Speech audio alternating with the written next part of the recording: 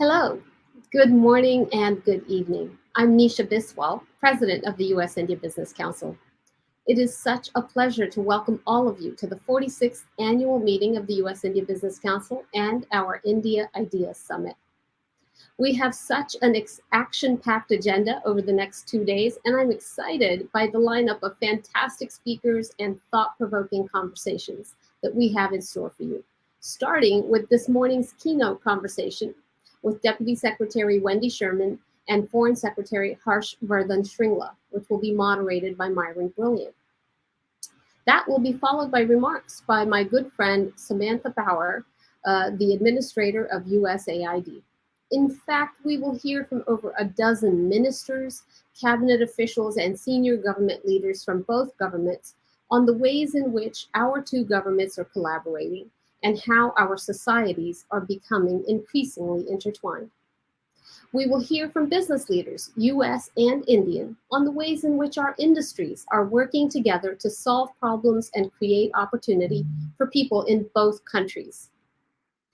Our panels will explore everything from higher education partnerships that help us create a 21st century workforce to what it takes to build a manufacturing economy. We will hear about how the US and India are partnering to combat climate change and usher in a more sustainable future, to how we are deploying cutting-edge technologies to help us manage future health emergencies like this year's coronavirus pandemic. In short, these next 2 days will focus on how we move from recovery to resurgence.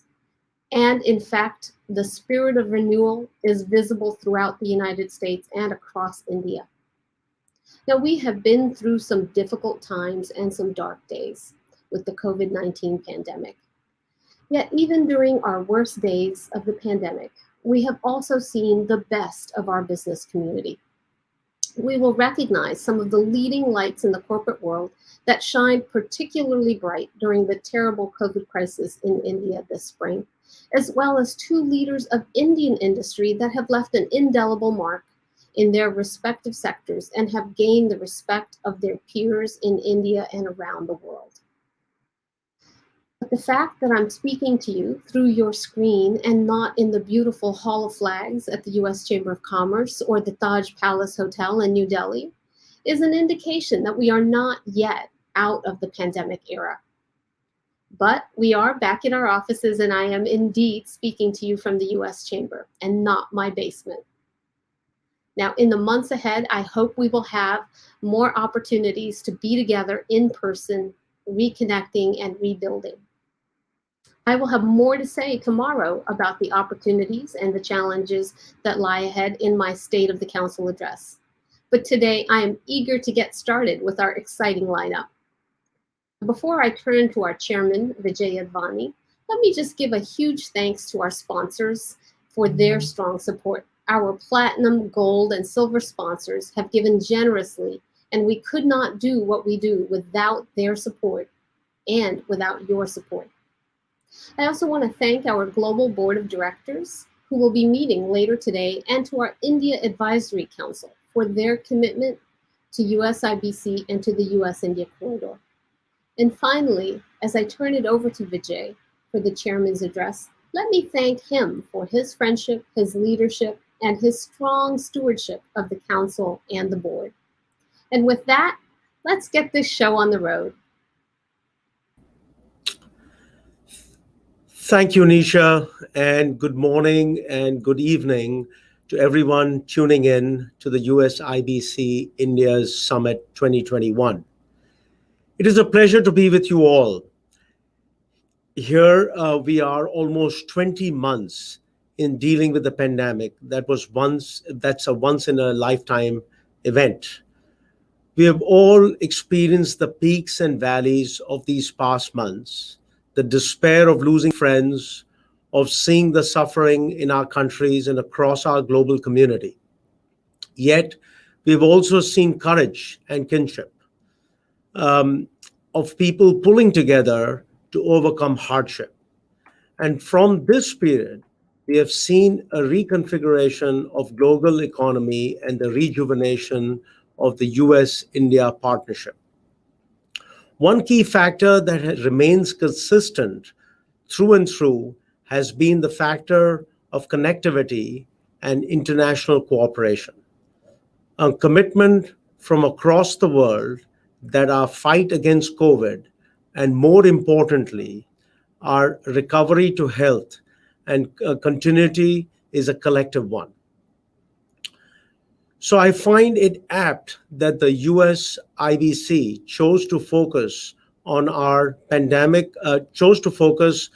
collective transition from recovery to resurgence, moving us forward out of the pandemic to focus on strengthening our economies, revitalizing our business and workers, and supporting the health of our people.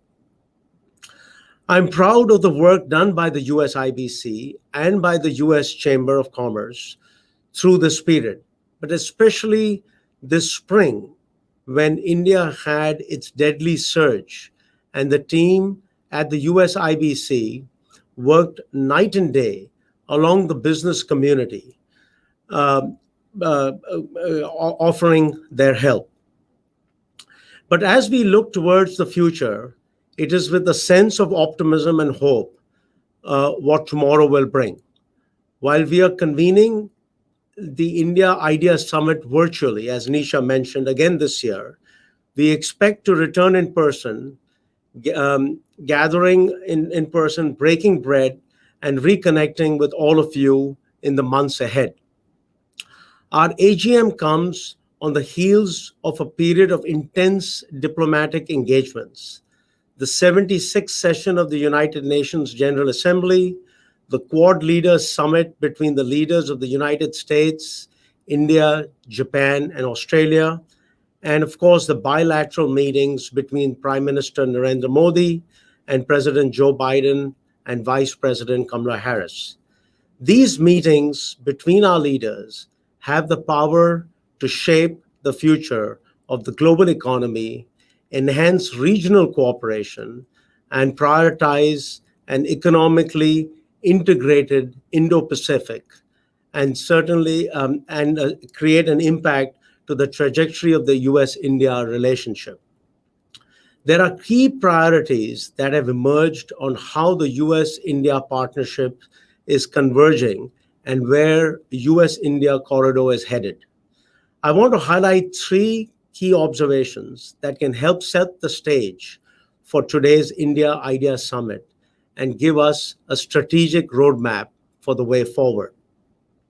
First, India's development and growth agenda.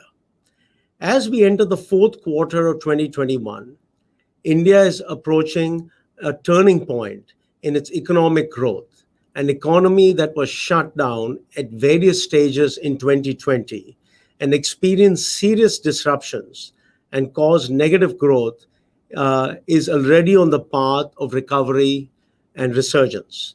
According to the World Bank and the international institutions, India is expected to return on a great footing, with economic growth achieving close to 7 to 8% by 2022-2023.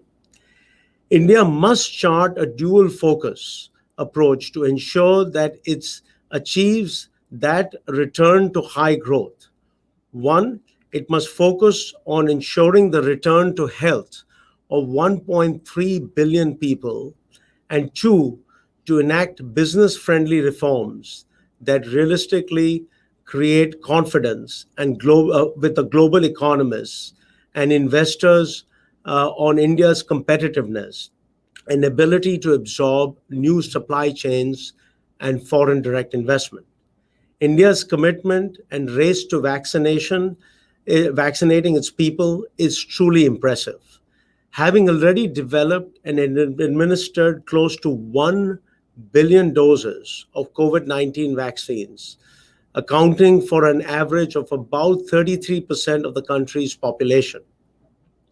Since Prime Minister Modi's first term, India has gone through a few iterations of its development agenda and has helped uplift many out of poverty and provided access to economic mobility. In the Prime Minister's recent address at the United Nations, he emphasized that our development agenda should be all inclusive and universal. It is impressive to see this in action. In the last 7 years, India has added 430 million people in the formal banking system. India boasts 87% fintech adoption rate, which compared to a global number of 64%. India's national broadband mission promises to bring every village under high-speed internet, further boosting a growing coverage of mobile and internet users connected to local and global products and services. India has also made significant progress towards 100% electrification and providing clean cooking gas, lauded by international institutions for its success in the last decade. India must remain committed to this development agenda that fosters economic prosperity for all. Second, on the geopolitical front, the Indo-Pacific and Quad cooperation agenda. It is fascinating to note as we look at the US India partnership over the last decade with evolving strategic priorities and a highly debated trade roadmap. It is also interesting to note that in the last 7 years, Prime Minister Modi's administration has seen three different transitions of US leadership. What has remained consistent, however, is the bipartisan commitment on the importance placed on the US-India strategic partnership. This has now been made crystal clear again by the Biden-Harris administration in the way it has sought a partnership with the Modi administration to prioritize and functionalize the Indo-Pacific strategy and Quad engagement. Together with Quad countries, the United States and India will manufacture and donate 1 billion doses of vaccines to the rest of the world. The current number stands at 79 million. It will only be through private sector leadership and partnership that this goal can be achieved. This should be done with careful consideration of safety of the vaccine production, protection of intellectual property, and between government and business to ensure vitality of the health care outcomes we hope to achieve. Positioned at the heart of the Indo-Pacific, the United States and India have the ability to work together to set clear targets on how to economically integrate the Indo-Pacific, which remains the region with the fastest growing economies, fastest growing middle class, and purchasing power.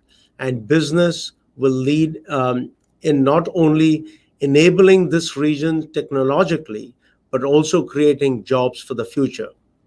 The leaders expanded cooperation on key new areas, including space, satellite, data, infrastructure, climate, emerging technology, development standards, and governance principles in the digital space, and artificial intelligence and advanced communications, as well as cybersecurity and semiconductor supply chains.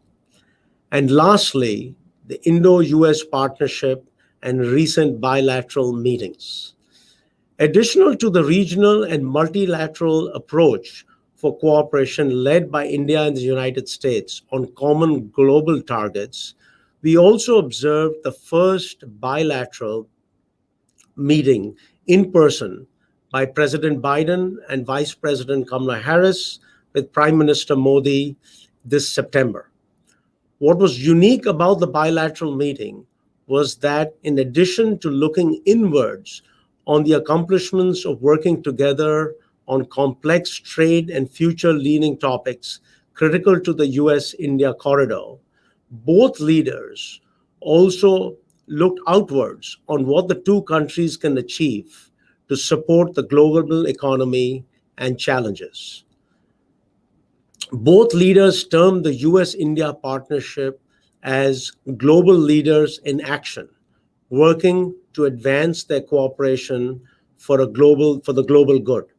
This is unique to the direction of the bilateral relationship that the business community certainly welcomes. I want to end my note by recognizing our people-to-people ties that remain interconnected, culturally rich, and founded in cultivating talent and research. As an Indian American myself, leading the global board of directors of the USIBC, it was truly a historic moment to experience the meeting of Prime Minister Modi and Vice President Kamala Harris, the highest ranking US official of Indian heritage, to welcome the Prime Minister. I remain confident that the US-India relationship is headed to a new generation of bilateral cooperation with a global outlook that will advance and create a pathway to global economic resurgence as we look to 2022. I also want to end by saying congratulations to the US IBC President, Nisha Biswal, who's also a great friend, and the whole USIBC team for putting together this timely event. And I look forward to hearing from the dynamic set of government and private sector leaders gathered here today for the next 2 days. So let's get started.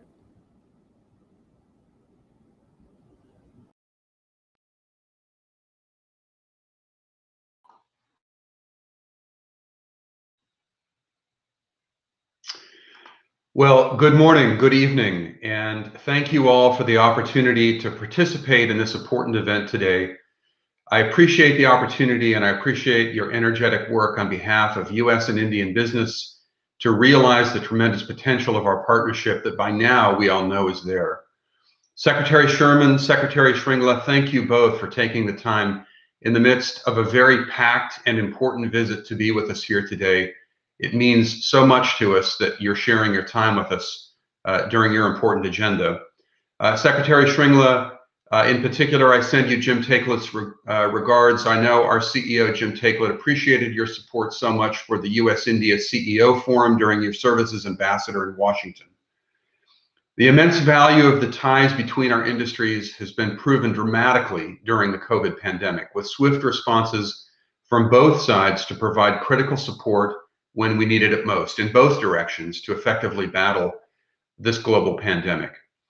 Also, the agenda of the Quad Leaders meeting and the issues discussed by President Biden and Prime Minister Modi really prove the breadth and significance of our relationship, from traditional security in the Indo-Pacific to climate, energy, emerging technology, cyberspace, space, and perhaps most importantly, people-to-people exchanges.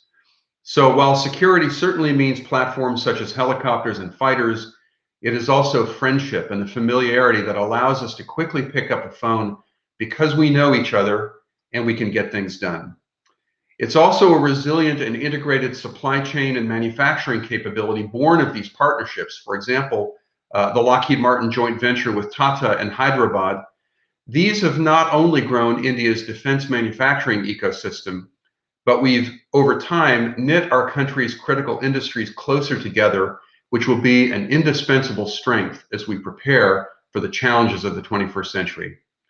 We at Lockheed Martin certainly value the close partnerships we have in India, and the more so as they link us together to serve global needs.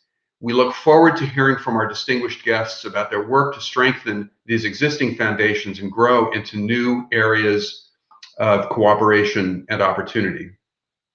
I'm very pleased and honored to introduce Secretary Wendy Sherman, who assumed her role as U.S. Deputy Secretary of State in April of 2001.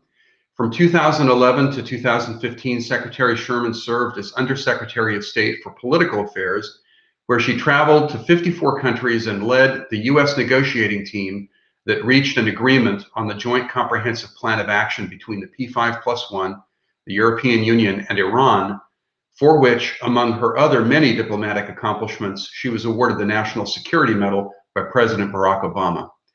Secretary Sherman previously served in the State Department as counselor under Secretary Madeleine Albright, as special advisor to President Clinton, and policy coordinator on North Korea, and as Assistant Secretary for Legislative Affairs under Secretary Warren Christopher.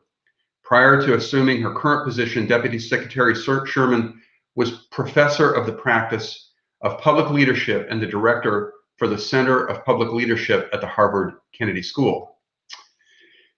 Secretary Harsh Vardhan Shringla, an honor to introduce you today, sir, became India's Foreign Secretary in January of 2020. In the course of a diplomatic career spanning over 37 years, Secretary Shringla has held numerous positions abroad. He served as India's ambassador to the United States, to Bangladesh, and to the Kingdom of Thailand. He's also served in diplomatic assignments in France, the United Nations, in Vietnam, Israel, and South Africa. In various positions in New Delhi, Secretary Shringla shepherded Indian relations with Bangladesh, Sri Lanka, Myanmar, the Maldives, Nepal, Bhutan, and Europe, among many others. And before joining the Indian Foreign Service, he worked in the private and public sectors in India and has published on a range of subjects, including conflict prevention, economic diplomacy, the Indian diaspora, and U.S.-Indian ties. I'll now turn it over to Myron Brilliant, our head of International Affairs Division and the Executive Vice President at the U.S. Chamber of Commerce, and a trusted voice for industry on the importance of global trade. Myron, Lockheed Martin has enjoyed our ongoing partnership with USIBC. We appreciate the partnership and the relationship and strengthening the U.S.-India bonds, and we look forward to you moderating this very important dialogue and hope to build on it as we deepen our activities across the Indo-Pacific. Thank you.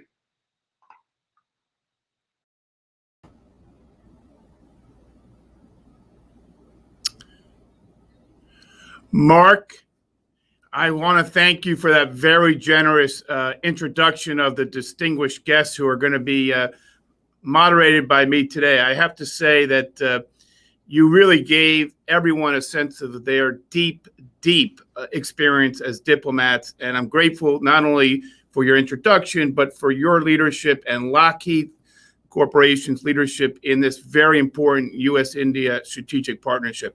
Lockheed has done incredible things to help strengthen and deepen the strategic and defense cooperation between the United States and India. So thank you for all you're doing with the company, and thank the company for all it's doing in this relationship.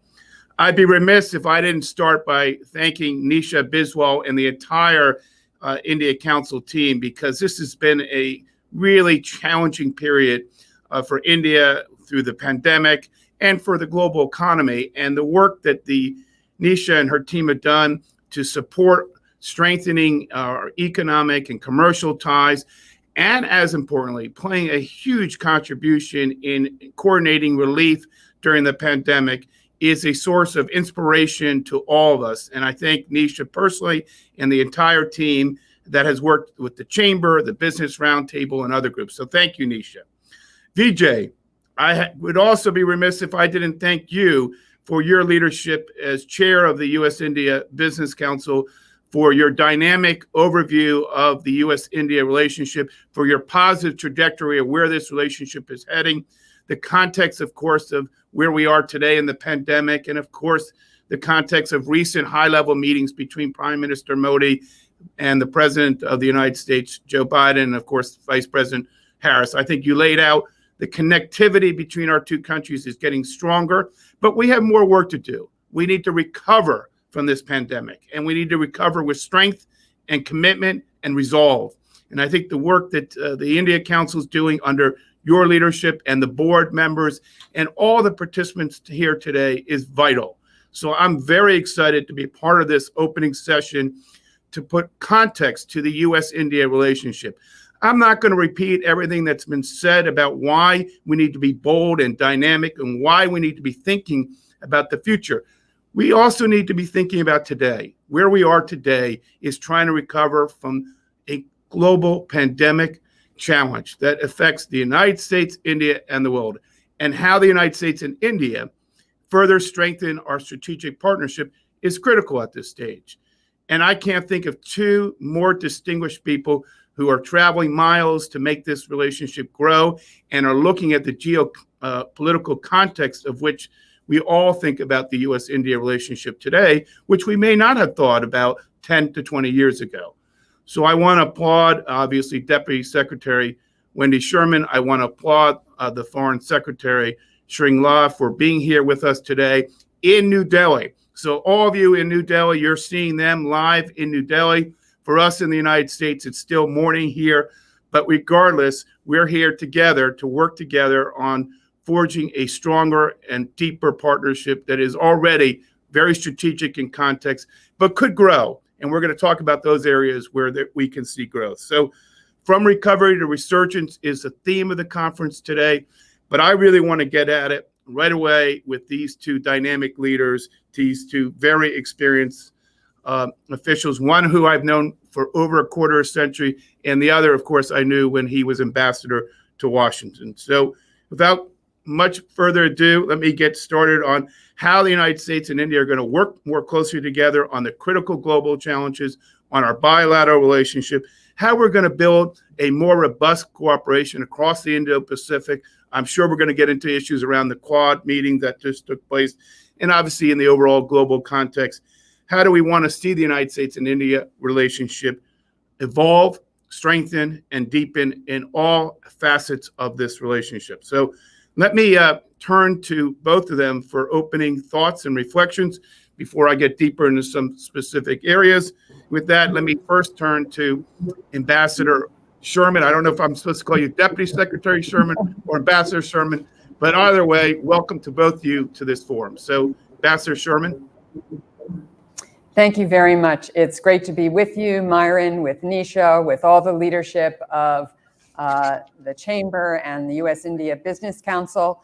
I think it's really important for all of us to recall that the United States and India have enjoyed nearly 75 years of partnership.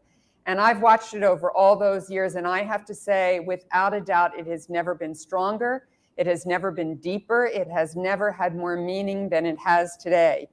All aspects of our relationship were on display during Prime Minister Modi's recent visit to Washington.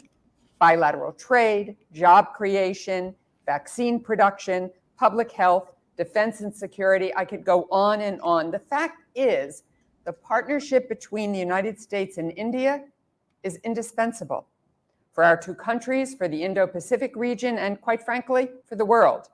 So many of the challenges that we face that have been outlined in the opening remarks of this conference can't be solved by any one nation alone. It will take the two largest democracies in the world, India and the United States, to meet those challenges, ending the COVID-19 pandemic, combating the climate crisis, deterring cybercrime and terrorism, all challenges that cross borders and that require bilateral and multilateral cooperation to solve. Above all else, I know from my terrific conversations with the Foreign Secretary today that we are both committed to ensuring a free, open, and interconnected Indo-Pacific region.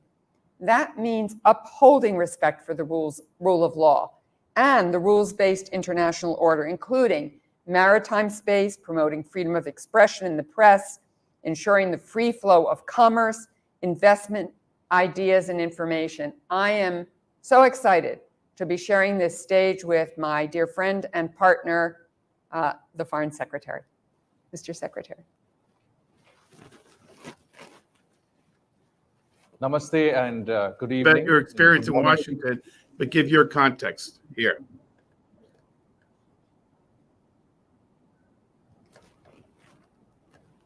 Right. So let me say good morning to our friends in the United States and begin by extending a very warm welcome to my very experienced colleague and good friend, Deputy Secretary Wendy Sherman, to India. This is her first visit to India in her current capacity. She's been here, of course, a number of times on past official and private visits, and we're delighted that she has chosen to visit India, and we have started that visit with an extensive dialogue earlier this morning, which covered issues of interest to us on the bilateral, regional, and multilateral perspective. We would, of course, like to very much thank the US-India Business Council for hosting this event, for providing this opportunity for us to be in the same room. I'm very glad that Deputy Secretary Sherman has graciously agreed to visit South Block, and so that we could address the event together. I would like to, of course, thank a good friend Nisha and Myron, and of course our other colleagues Vijay Advani and Mark Hewitt for hosting this segment of the USIBC's India Idea Summit. Well, since its very inception, the USIBC has been proactively contributing to the India-US bilateral partnership, especially in advancing our economic and commercial ties. The two governments value our regular consultations with the USIBC, which provides ideas, suggestions, and map opportunities, all of which are essential to realizing the immense potential of the strategic partnership between our two countries. It's this close engagement at all levels of government and industry, as well as people-to-people linkages, that has made it possible to develop a synergy of perspectives on emerging regional and global issues.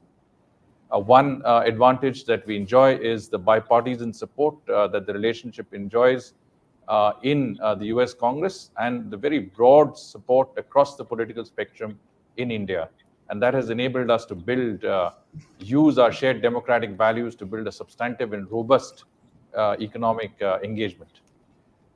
There has been an organic growth and momentum in the relationship, given this deep stakes and investments in the India-US relations by a multitude of stakeholders on both sides. And today, I would agree with Deputy Secretary Sherman that this relationship is one of our most important. India considers its relations with the United States to be of paramount importance, and not only for our respective nations, but also in ensuring a free, open, inclusive, and prosperous Indo-Pacific region, and a peaceful and prosperous world. This was also evident during Prime Minister Modi's recent visit to the United States for his first formal interaction with President Biden and Vice President Kamala Harris, and the first in-person Quad summit. The visit took place in the evolving regional situation in South Asia, with the Taliban takeover in Afghanistan, a continuing COVID-19 pandemic, and the widespread impact in the run-up to the G20 and COP26 summits later this year. The highlight of the Prime Minister's successful visit to the United States were his excellent meetings with President Biden and Vice President. And of course, I think this enabled a review of the India-US comprehensive global strategic partnership, and the several contemporary regional and global issues which were on the table. This also, during these interactions, I think there was a keen desire on both sides to build on our shared democratic values, increase our collaboration on regional and global issues. Deputy Secretary Wendy Sherman's visit gave us an opportunity to review the outcome of the Prime Minister's visit to the United States, and look at how we could work on the road ahead of us. On the bilateral front, we are looking forward to some meetings that will take place in the next few weeks. The Defense Policy Group, the Economic and Financial Partnership Dialogue, the Trade Policy Forums, dialogues on terrorism, counterterrorism, and the 2+2 Ministerial. All of these should take forward the vision of Prime Minister Modi and President Biden for the India-US relationship. Fast-paced developments in South Asia, especially in Afghanistan, will keep us closely engaged, and we've already discussed some of these issues earlier this morning. We have a keen desire to ensure that we both work together to maintain peace and security and stability in South Asia and beyond. I think during the Prime Minister's visit, he had some very good meetings also with CEOs of certain US companies that have an interest in investing in India. We have seen a great deal of interest in doing business with India, no doubt facilitated by recent economic liberalization measures and productivity-linked incentives that the government of India has announced. And of course, we will hope to see more on that economic track in the coming months and years. In the post-pandemic era, India and the United States look forward to cooperating to maintain, not only to recover from the COVID pandemic, but pandemics, the associated downturn in the economy, but also to see how we can effect very, very healthy rates of growth, work together to enhance our trade and investment cooperation, also contribute to global economic recovery through supply chain resilience and diversity, tapping emerging technologies, working towards global health security, and facilitating clean and green technologies and climate finance for developing and vulnerable economies. These contemporary global issues were discussed during the Prime Minister's bilateral meetings, but also flowed into the Quad summit hosted by President Biden. At the recent summit, of course, there was a discussion on the COVID situation, on the possible vaccines that the Quad can supply to the Indo-Pacific. And here again, I think there were some very positive outcomes, and I'm sure we will go on to discuss all of this as we get down to the interactive session of our meeting. Let me just say that the relationship as it stands today is based on very strong shared values and principles. We have same ideals. There is a strong people-to-people connect, which we cannot underestimate. The Indian community in the United States has been a bridge between our two countries, and I think there is every reason to believe that this relationship will only attain greater heights in the years to come. As I mentioned, successive administrations, the US and governments in India have contributed and built on that relationship over the last couple of decades. And today we are in a strong position, but poised to move forward exponentially on many of the areas that we have identified together as being important for us bilaterally, but also regionally and globally. Let me thank the USIBC for putting this event together, allowing us to connect to many of our friends in the United States and in India. The council has played, the chamber has played a major role in giving shape to the aspirations of industry in both India and the US. And as we adapt to the geopolitical dynamics and new opportunities and challenges that are here, the role of the USIBC will continue to be very important in providing inputs and ideas to both governments to take forward. I once again thank Deputy Secretary Sherman for graciously giving time in an extremely busy schedule in New Delhi. She's also traveling to Mumbai this evening to allow us to jointly address the session of the India Idea Summit 2021. Thank you. Okay, well, thank you both for being together and talking about the wide-ranging nature of this relationship, talking about the high-level dialogues, obviously the importance of cooperation on a number of areas. Let's jump right into one area that's top of mind for all of us. After 18 months of this pandemic, we still have variants out there that are causing surges around the world. We still have hesitancy, vaccine hesitancy. We still have questions of availability of vaccines. India has an important role in the supply chain. The United States has an important leadership role. Tell us from the conversations between the leaders, your own conversations, what does cooperation look like between the United States and India today in the context of multilateral cooperation when it comes to how we recover from this pandemic in the field of health and obviously economics? So what does it look like? What does our partnership look like? And how does it fit into the broader narrative? Deputy Secretary Sherman? Well, thanks, Myron. And I was remiss not to thank Mr. Hewitt and Mr. Ambani for your incredible leadership role in the U.S. India Business Council, which has been a driver of tremendous progress between our countries and for the region and for the world. Our joint COVID-19 response builds on decades of public health cooperation, and our COVID-19 efforts have only reinforced an already strong partnership on health issues. We very much welcomed Prime Minister Modi's participation in the global COVID-19 summit and applaud India's decision to resume vaccine exports. Quite frankly, before India was hit with the horrible surge that it had to battle, it was really the country that the world depended on, and the world India had come to everybody's rescue early on, and hopefully we all came to India's rescue to help them through. That's how we get through this very difficult time that we are all living through. As the largest global vaccine producer, the announcement to begin exports underscored that important role that India plays in leading the effort. Through the Quad Vaccine Partnership, announced at the Quad Leaders Summit, we will produce at least 1 billion doses of COVID-19 vaccines by the end of 2022 at Biological E Limited, based here in India. Indeed, this is a partnership among and between governments and the private sector. We would not be able to move forward without that partnership.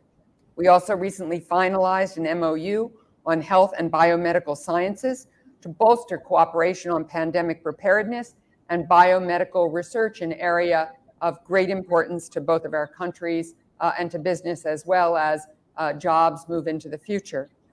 Yesterday, last evening, I was fortunate to participate in a roundtable here in New Delhi with young Indian medical researchers and public health professionals. They shared their insights from the fight against COVID-19 here in India, and we talked about how the United States and India can build back better to prevent the next pandemic, including by creating more resilient supply chains. I have to say, that was a room filled with young entrepreneurs who are building businesses that are based on technology, seated in the digital world, creating new products that I don't even understand, but are going to change the way the world operates and deals not only with pandemics, but other humanitarian crises.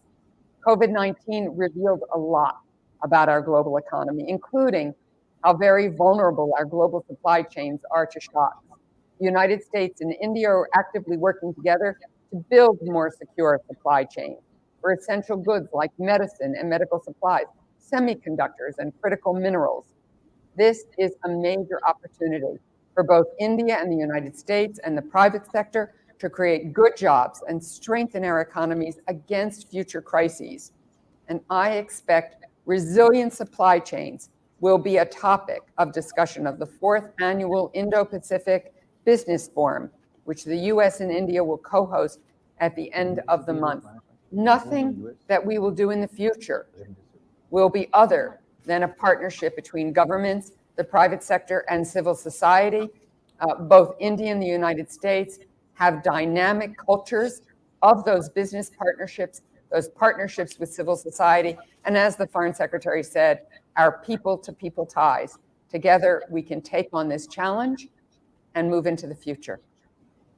Thank you, Deputy Secretary. And as you know, we run the Global Pandemic Task Force in coordination with a lot of groups and a lot of business leaders, and we look forward to partnering with both governments in furthering the cause of recovery, the path of recovery. Foreign Secretary Shringla, you mentioned this pandemic cooperation in your opening reflections. Do you want to add a little bit more flavor to this, and then before I turn to other topics? Yes, Myron, one thought that struck me was that when our leaders met, the Prime Minister met President Biden, but also in the Quad meeting with Prime Minister Suga and Prime Minister Scott Morrison, the one subject that came up and understandably came up throughout that conversation was COVID-19 and how our countries could come together to cooperate to deal with the challenge that the pandemic has holds for all of us, and what we can do for the global common good, not just in the Indo-Pacific region, but beyond. And in that context, I think it's important that to note that there is a level of interconnectedness that this pandemic has brought home to all of us. We've all gone through phases, difficult phases in dealing with this pandemic. In the first wave of the pandemic, India reached out to supply over 150 countries with hydroxychloroquine and other essential medicines and equipment to countries all over the world. We also were in a position to supply 66 million doses of Indian manufactured vaccines. As Deputy Secretary Sherman mentioned, we were very badly hit by a second wave, the Delta variant that came upon us in a very sudden and very a severe manner, and the number of caseloads went up over 4 times as that compared to the first wave. Dealing with this crisis, we received much needed solidarity from the United States and other partners and friends from all over the world.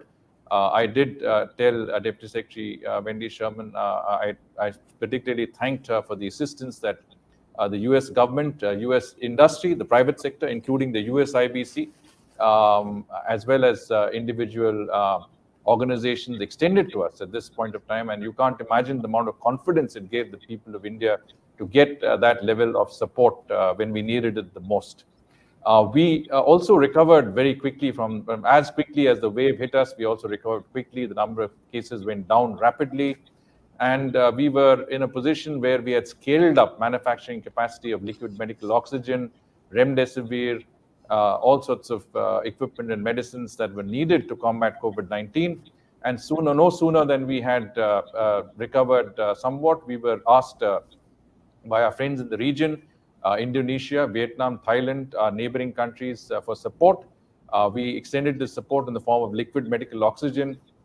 Several shiploads of oxygen were sent to all of these countries by our Navy. We also provided oxygen to our neighboring countries like Bangladesh, Nepal, and Sri Lanka. We also had extra stocks of remdesivir, which we could immediately make available.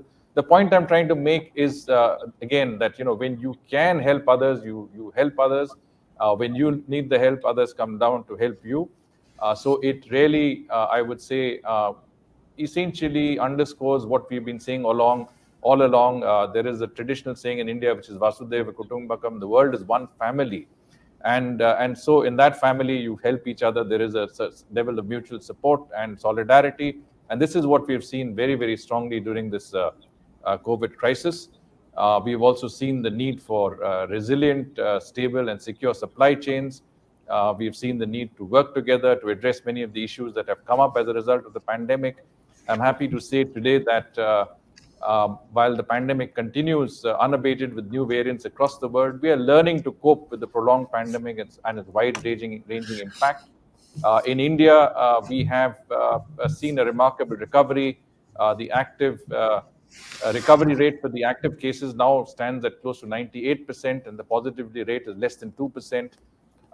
What is important is that we have been able to extend our vaccination program to all parts of the country. We today have administered over 900 million vaccines to our citizens. About 70% of our citizens have received at least the first dose, and this is, I think, a very remarkable achievement if you consider the sort of magnitude of numbers involved. We are doing about 10 million vaccinations a day. And we do believe that it is this policy of ensuring not just that you have the infrastructure support in place, but also that your population is immunized to the largest extent possible that will enable us to look at COVID-19 and as something that you can challenge, that you can deal with, and that you can continue to have normal activity and normal economic life even while the pandemic continues without harming you in a manner that is detrimental to your interests. Deputy Secretary Sherman mentioned about the fact that we had announced our intention to resume exports of our vaccines. That is entirely correct. I think the Prime Minister, when he was in the United States, informed President Biden that we would resume exports, but also that we would make available immediately for the use of the Quad several million doses of the Johnson & Johnson vaccine manufactured in India by Biological E, and this could be used for our friends in the Indo-Pacific region. We have had extensive collaboration, cooperation with the US private sector not only in joint research and development, but also in the manufacturing process. As you're aware, remdesivir is licensed by Gilead Sciences to at least 5 or 6 companies in India, and we supply not only a market but also several countries in the region. We are working Foreign Secretary, I just want to make sure we get to a couple other issue areas. So maybe just finish up your quick thoughts here. Absolutely. Yeah. Why don't you go ahead, Myron? basically said what I had to uncover. Okay. Well, look, I understand why both of you are very comprehensive on this issue because it's such of paramount importance to our relationship and to the global recovery. But there are other global challenges, and we don't have a lot of time. So I'd like to ask each of you just to give us your sort of top line messages on two existing opportunities and challenges. First, climate. There has been high-level dialogues between the Indian government and the U.S. government. I know, of course, our special presidential envoy, John Kerry, has been in discussions with his counterparts in India, and I know that our U.S. Secretary of Energy as well. So climate is top of mind in terms of how we adapt, how we take global action. We have the COP26 conference coming up. I'd like each of you just to quickly reflect on what you think we can do together, what needs to happen at COP26, what kind of effort and sustainable effort can we put forward to make sure that we're injecting innovation, investing in renewable energy and sustainability into our economic development agenda bilaterally and multilaterally. So first, I'm going to turn to you, Foreign Secretary Stringlaw, for your reflections, and then I'll turn to Deputy Secretary Sherman. Thank you, Myron. I think the issue of climate change is important to both our countries. We both agree that we need to not only work on making sure that there is the measures, actionable measures that are needed in our respective countries to deal with this issue, but also to see how we can promote action with regard to climate change in different parts of the world. And in that regard, I think our conversations, both at the level of the leadership, but also with regard to special presidential envoy John Kerry, when he visited India on the last two occasions, have been very, very productive. From our perspective, we are committed to dealing with the issue of climate change, not only because it is important globally, but we do believe that it's important, for our own country and for the future of our generations to move quickly on this issue. And dealing with a large population like ours, where steps that can be taken to address climate change would also contribute to the overall global, I would say, progress on climate change is we do realize an important contribution by itself. India is one of the few countries that has moved quickly to fulfill its contributions, its commitments under the Paris Accord. We are also have with us our own intention to create 450 gigawatts of renewable energy by the year 2030, which, as you can imagine, is an extremely challenging task, but one that we are resolute in fulfilling in terms of our commitment. We have been discussing with the United States how we can work together in achieving this vision in terms of meeting the commitments that we have. We already have developed what is called an Agenda 2030 for Climate and Clean Energy Partnership. Emerging fuels have been identified as a new area of cooperation. This dialogue will be led by two ministers with focus on hydrogen, biofuels, and waste to energy. So essentially, what I'm saying is that there is a plan of action that the two countries have chalked out.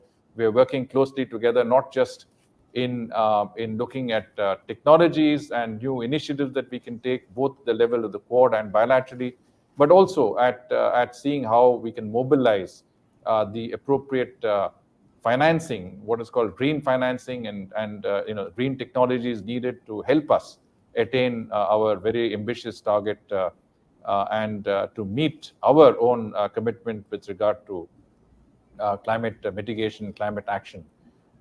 So that's very in brief, because there is a lot more that I can talk about, but I do understand that there are, as you put it, more pressing issues that are left on the agenda.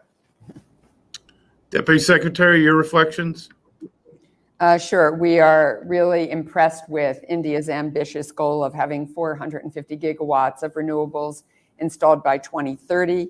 The United States has set a climate goal of halving our carbon pollution by 2030, building a carbon pollution-free power sector by 2035, and achieving net zero emissions by 2050. The Quad countries are working together for a successful outcome of the G20, which is a very important meeting coming up, and COP26 that will uphold the level of climate ambition and innovation that this crisis requires. As you noted, Myron, the special presidential envoy on climate, John Kerry, has been to India twice. I've told the Indians, don't be surprised if he shows up again. But combating the climate crisis is an all hands on deck in the Biden-Harris administration. Our Secretary of Energy, Jennifer Granholm, co-hosted the revamped Strategic Clean Energy Partnership with India in September. And former Secretary Kerry launched a new climate action and finance mobilization dialogue last month to help accelerate India's clean energy transition. And as the Foreign Secretary said, Agenda 2030 partnership, which President Biden and Prime Minister Modi launched in April, will help mobilize finance and technology to help India and to break ground for other countries and how to move forward. I think the private sector is a more critical partner in this arena than almost everywhere else.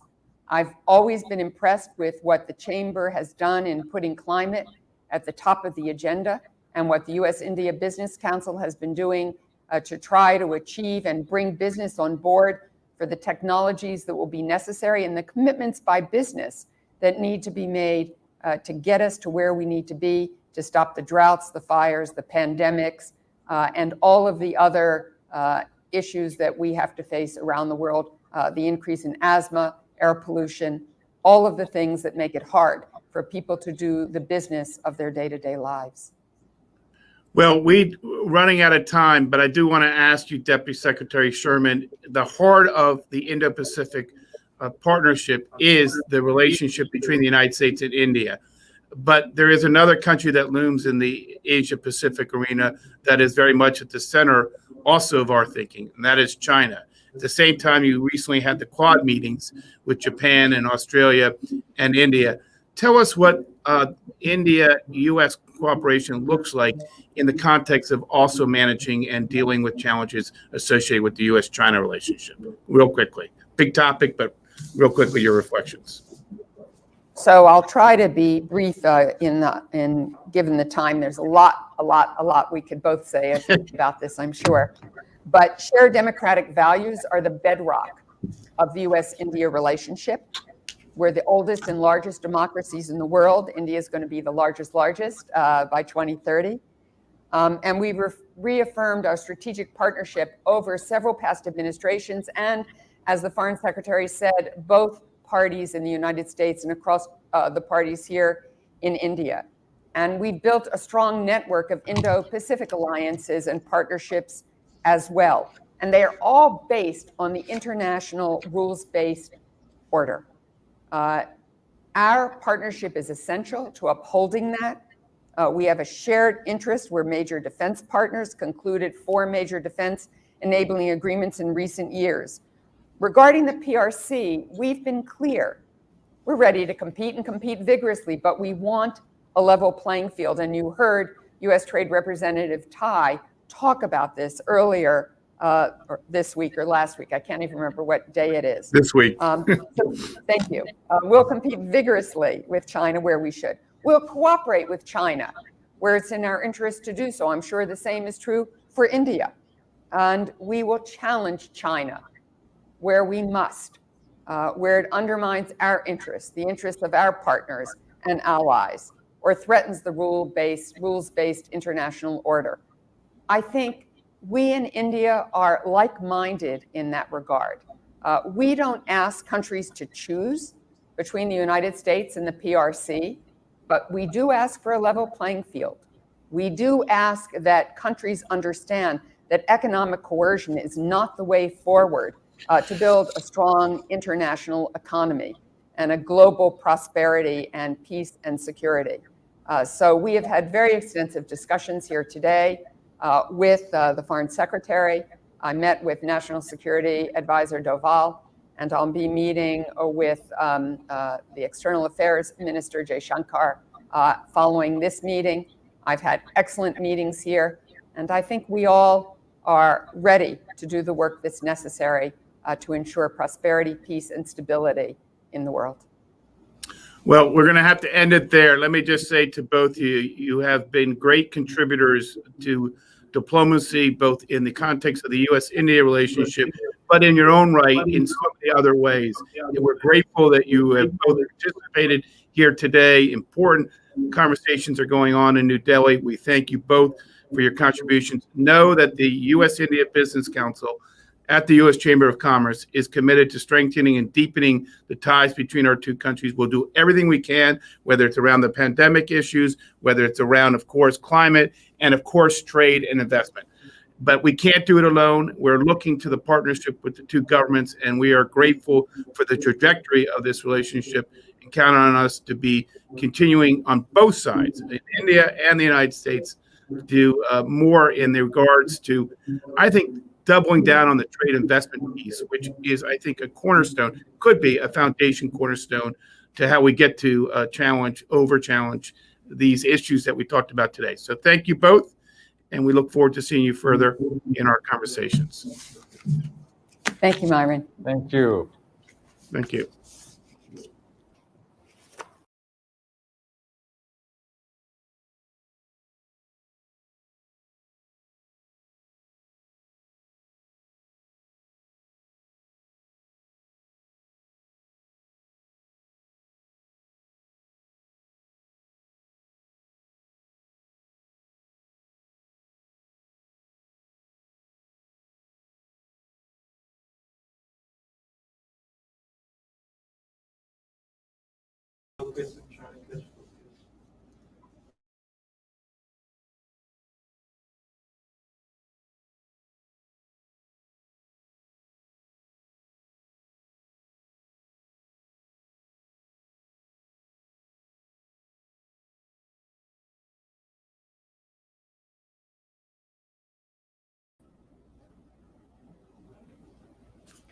Well, hello again, everyone. That was a great conversation with Wendy Sherman and Harsh Shringla. So thank you, Myron, for that. And clearly the U.S.-India relationship is both broad and deep.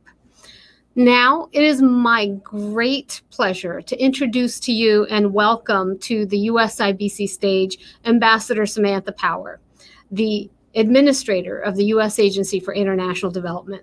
Now, I was fortunate enough to serve with Samantha in the Obama administration when, you might remember, she was the U.S. ambassador to the United Nations. There is no more committed person to the moral integrity, the values, the human dignity, and the uplifting of peoples around the world than Samantha. And so it is incredible that her power, her intellect, her passion are now at the helm of one of our most important development organizations, USAID.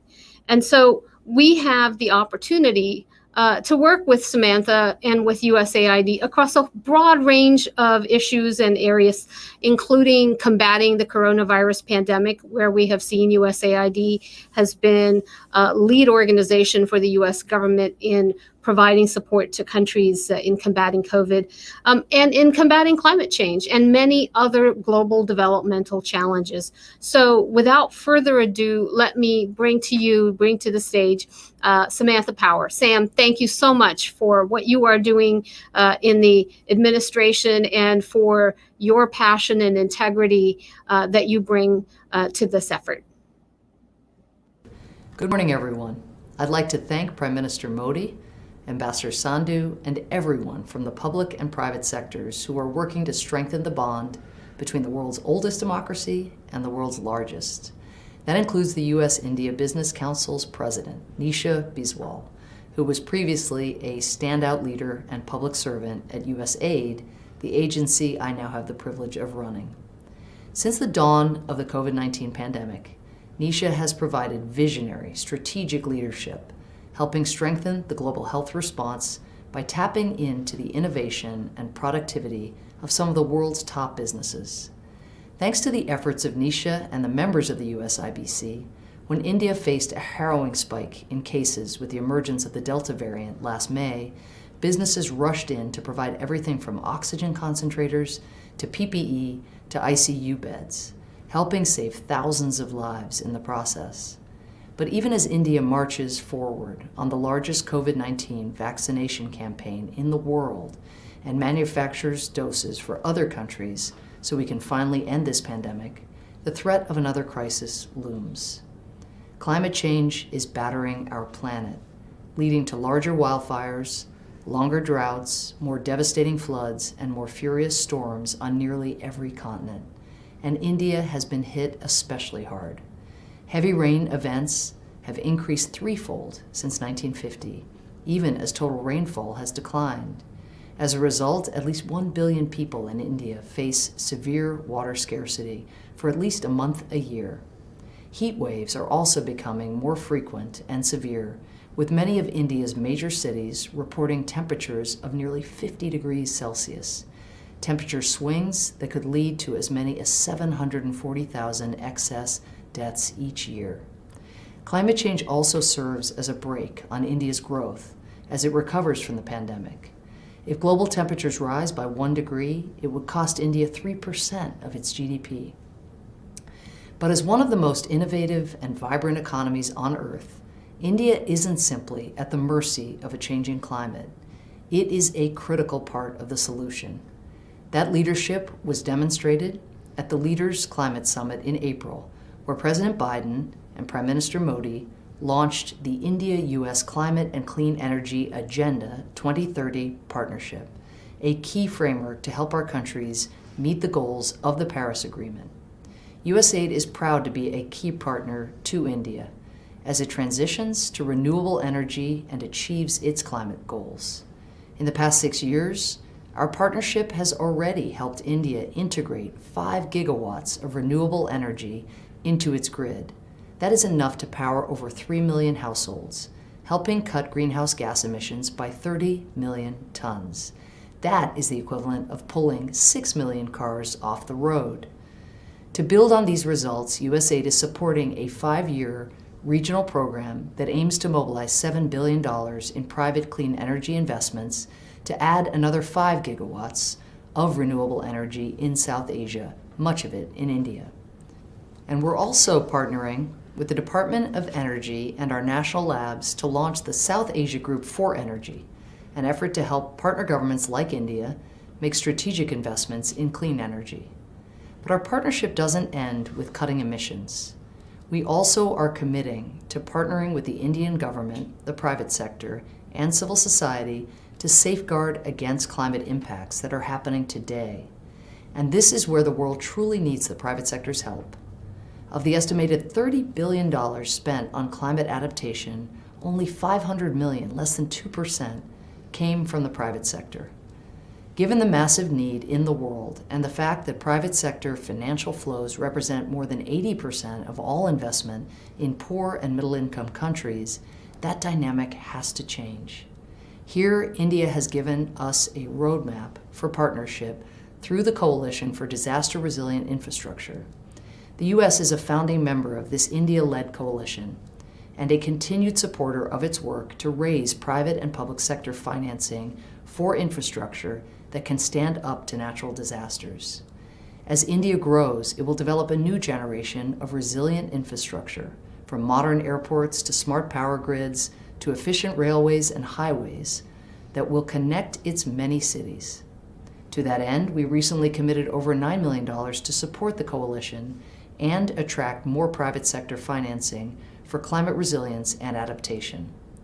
But the coalition doesn't just need money, it needs your expertise.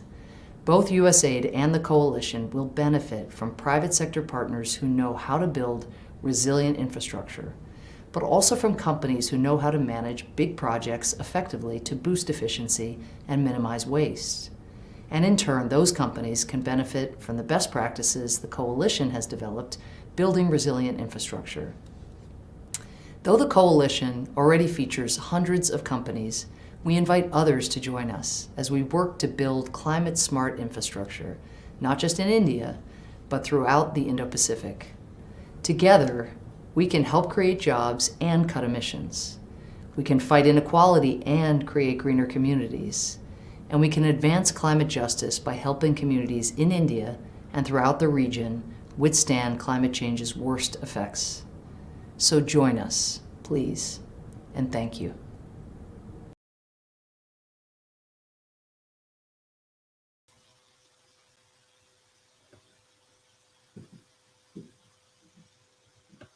Well, good morning to everyone in the US and good evening to our good friends in India. It's a privilege to introduce Minister of State Shri Rajiv Chandrasekhar, the Honorable Minister of State for Electronics and Information Technology and for Skill Development and Entrepreneurship. I will introduce the Minister of State properly in just a moment, but I've been asked to share a few observations to help set the scene ahead of this important discussion on manufacturing. The topic of this discussion, manufacturing economies, could not be more timely as we emerge from the global pandemic and our economies rebuild and move forward. Reviving economic growth after such a massive disruption will depend in significant measure on whether and how state and national governments prioritize exports, as exports in turn generate employment and further economic activity. As a global retailer, Walmart is one of the largest buyers of manufactured product in the world, and we see the reality every day of the vital role that entrepreneurs and manufacturers play in economic growth and development. We at Walmart are grateful to have been part of India's manufacturing story for more than 2 decades. We have had a presence in India since the mid-1990s when we began sourcing goods from Tirupur. We opened a global sourcing office in Bangalore in 2002 to spearhead growth in the market. Now, fast forward, India is now one of our top sourcing markets in the world. In addition to sourcing goods, our businesses in India include the e-commerce marketplace Flipkart, the financial technology company PhonePe, and our development center, which creates innovative technology solutions for Walmart globally. We have the opportunity daily to use our scale to do good for the communities in which we work. This includes supporting our sellers, creating future-ready jobs, building modern infrastructure, and prioritizing sustainability. Importantly, it also includes bringing micro, small, and medium enterprises, MSMEs, into the digital economy. India's vast MSME community is a key driver of growth, contributing to more than 40% of India exports and generating employment for over 120 million Indians. Between Walmart's sourcing operations, Flipkart's marketplace, PhonePe's payments platform, and the India Development Center's innovations, we create value for manufacturers and businesses of all sizes, from MSMEs to large exporters. And we see significant opportunity to contribute to India's future growth. For instance, Flipkart now has 375,000 sellers on its marketplace, a majority of which are MSMEs. Our Walmart Vriddhi Supplier Development Program is on its way to training 50,000 entrepreneurs to build digital-ready businesses and sell their products on marketplaces and export through our global supply chain. Flipkart's Samarth program is helping 750,000 artisans, craftspeople, and weavers make their products available across India through the Flipkart marketplace. And our long-term partnerships with some of India's largest exporters has helped them to expand and become global leaders in their industries, allowing them to employ workers of all skill levels and to create sustainable livelihoods in their local communities. These exporting companies include Wellspun, Shahi Exporters, and LT Foods. We strongly support Prime Minister Modi's goals of boosting employment, investment, and economic growth, and of course, the country's Made in India initiative. The energy and speed that characterize India's digital commerce progress is remarkable, and we are serious about doing our part to drive growth in manufacturing, exports, and employment. To that end, last year, we committed to triple our exports of Made in India products from 3 billion to 10 billion annually. This will expand our business with existing suppliers and nurture and grow new suppliers to participate in the global supply chain. Before introducing the Minister of State, let me just note that while the past year and a half has been full of disruption and heartache, it's important that we also see the opportunities arising in the midst of the challenges, because those opportunities are essential to how we recover and build future strength and resilience. The way the pandemic accelerated the growth of e-commerce globally is one such clear example. E-commerce growth is, in turn, creating new employment opportunities for entrepreneurs who are digitizing for the first time, and for warehousing, fulfillment centers, and delivery associates. According to the Indian Institute for Foreign Trade, for every job that's created by the e-commerce industry, 3 to 4 jobs are created in downstream industries. As the festive season arrives, we're excited to share that Flipkart has added 115,000 seasonal jobs. Flipkart has opened 66 new large-scale fulfillment and sorting centers across the country this year, and is now partnering with over 1.6 million Kiranas to help execute last-mile deliveries. We take seriously the opportunity and the role we play generating inclusive economic growth as India progresses towards being a 5 trillion plus economy in the coming years. But there's real work to be done to realize this growth and its benefits for all of India. The speed of success is not inevitable. It will result from making good on the determination reflected in this gathering over these 2 days. Well, I now have the honor, the privilege to introduce Minister of State Shri Rajiv Chandrasekhar, Minister of State for Electronics and Information Technology, and Minister of State for Skill Development and Entrepreneurship.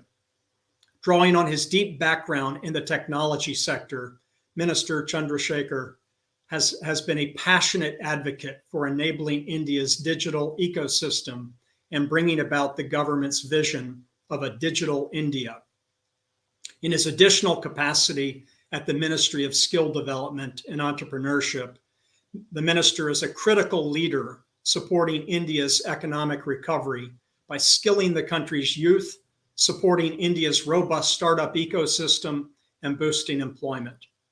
The minister's background as a businessman and entrepreneur gives him unique insight into the challenges and opportunities facing industry and entrepreneurs in India today.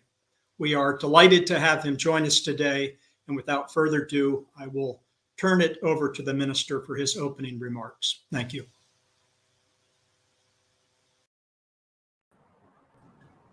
Thank you.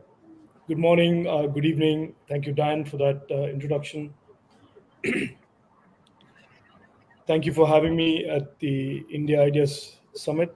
I hope all of you are well and safe after the worst 18 months in the history of mankind, as we all faced up to and fought this COVID-19 pandemic.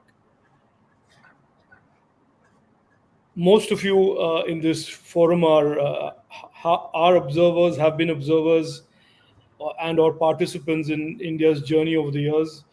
But I think those who have been observing India, who have been following India over the years, will agree that no period ever in the history of independent India has showcased India's capabilities and resilience as these last 18 months of the COVID pandemic.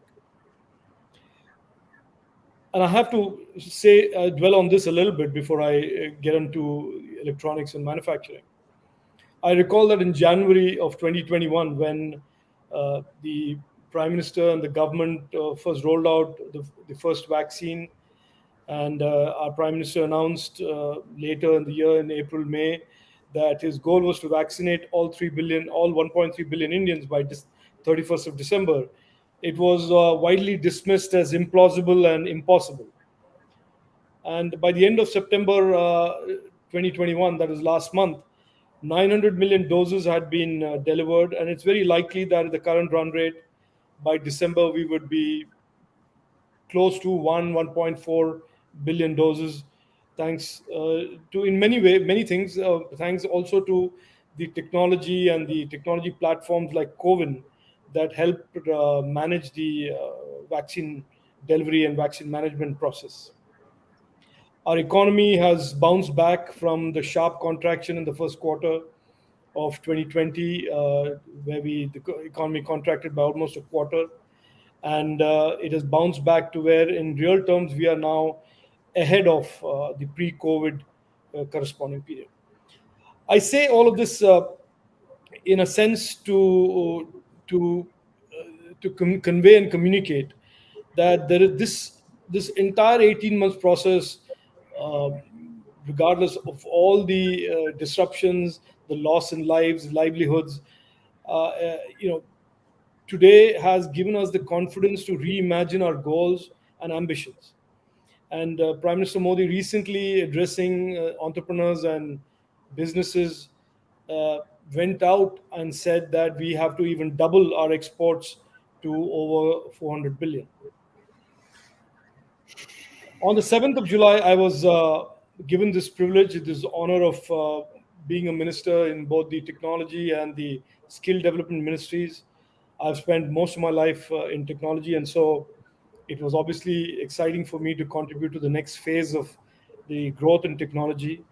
Uh, Both of them, I believe, have a very, very, very important role in this very different post-COVID world.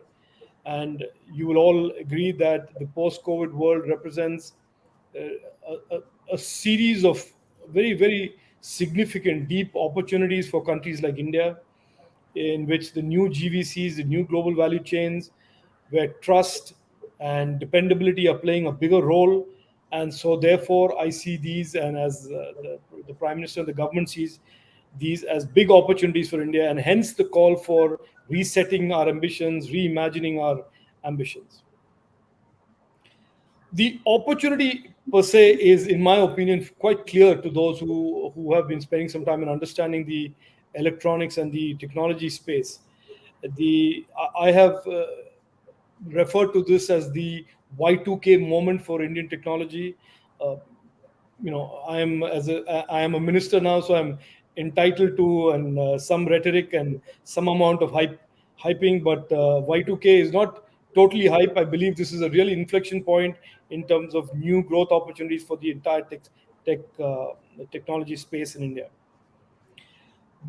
On the services side, I think it is obvious as the rate of digitization in the world accelerates, is just throwing open more and more opportunities for Indian companies to play a bigger role in this demand for digitization across the globe, amongst corporates, amongst governments. And as a matter of fact, it is clear that the demand for these kind of solutions and services are running way ahead of the capacity that our companies had built over the last few years. And there is a true skilling crisis today and a talent crisis that is underway, where companies are even having to hire from abroad. And there is a dramatic increase in the skilling that we are undertaking in our ministry, in terms of even quadrupling our targets in terms of creating skilled manpower. But the more interesting opportunity, or the more exciting opportunity, apart from the organic and, in a sense, the growth opportunity for the technology services space, is the manufacturing space. And India has had a mixed record in the past on electronics manufacturing, but between 2014 and 2019-20, we have almost tripled our electronics manufacturing. People would say these are baby steps, but I think these are big baby steps. The ambition that the Prime Minister has laid down is to broaden and deepen our electronics manufacturing ecosystem, that even goes all the way to semiconductor design and electronic systems design. I consider this inflection point in our electronics manufacturing space. The numbers of companies that today are looking to set up shops in India are very, very significantly higher than what they were pre-COVID. And the government today has a very clear set of policies and incentives in place that range from electronics manufacturing clusters around the country and 9 zones in the country, to production-linked incentives for those who are setting up manufacturing facilities here. The broadening and deepening strategy of the electronic space is really about moving in multiple steps in terms of broadening the product categories that are manufactured in India, as well as deepening the value addition, going down to components, printed circuit boards, and we even have our ambitions to get into semiconductor and semiconductor manufacture, which we can discuss subsequently. But I don't want to go on and on about this, excepting to say that there is a clear 1,000-day plan in the government of India and in our ministry in terms of how do we respond to this once in a lifetime opportunity in growing the electronics and technology space. We believe we have a strategy, we have our policies either in place or work in progress. We also we believe that the world is now looking for a tectonic change in the way supply chains are have developed over the last many years, and that India has a significant opportunity, as the Prime Minister laid out in his slogan Atmanirbhar Bharat, and with a focus on Made in India, to be a global provider of products and services, technology products and services to consumers and customers around the world. I will end by saying one other small point for your understanding and from a point of view of awareness. One of the other things that is underway in India is the fact that the internet connectivity in India is rapidly growing, where by 2023, 2024, we see over 1 billion Indians coming online, and that has its own dynamics of dramatically increasing digital adoption of products and services in the Indian market. So the export ambitions, as well as the large growing, sustainably, vibrantly growing domestic market, I think both represent opportunities for investors and corporates from around the world. And I hope those in the audience and outside will look to invest in India and be partners in India's growth in the coming years. Thank you very much, and thank you for your attention.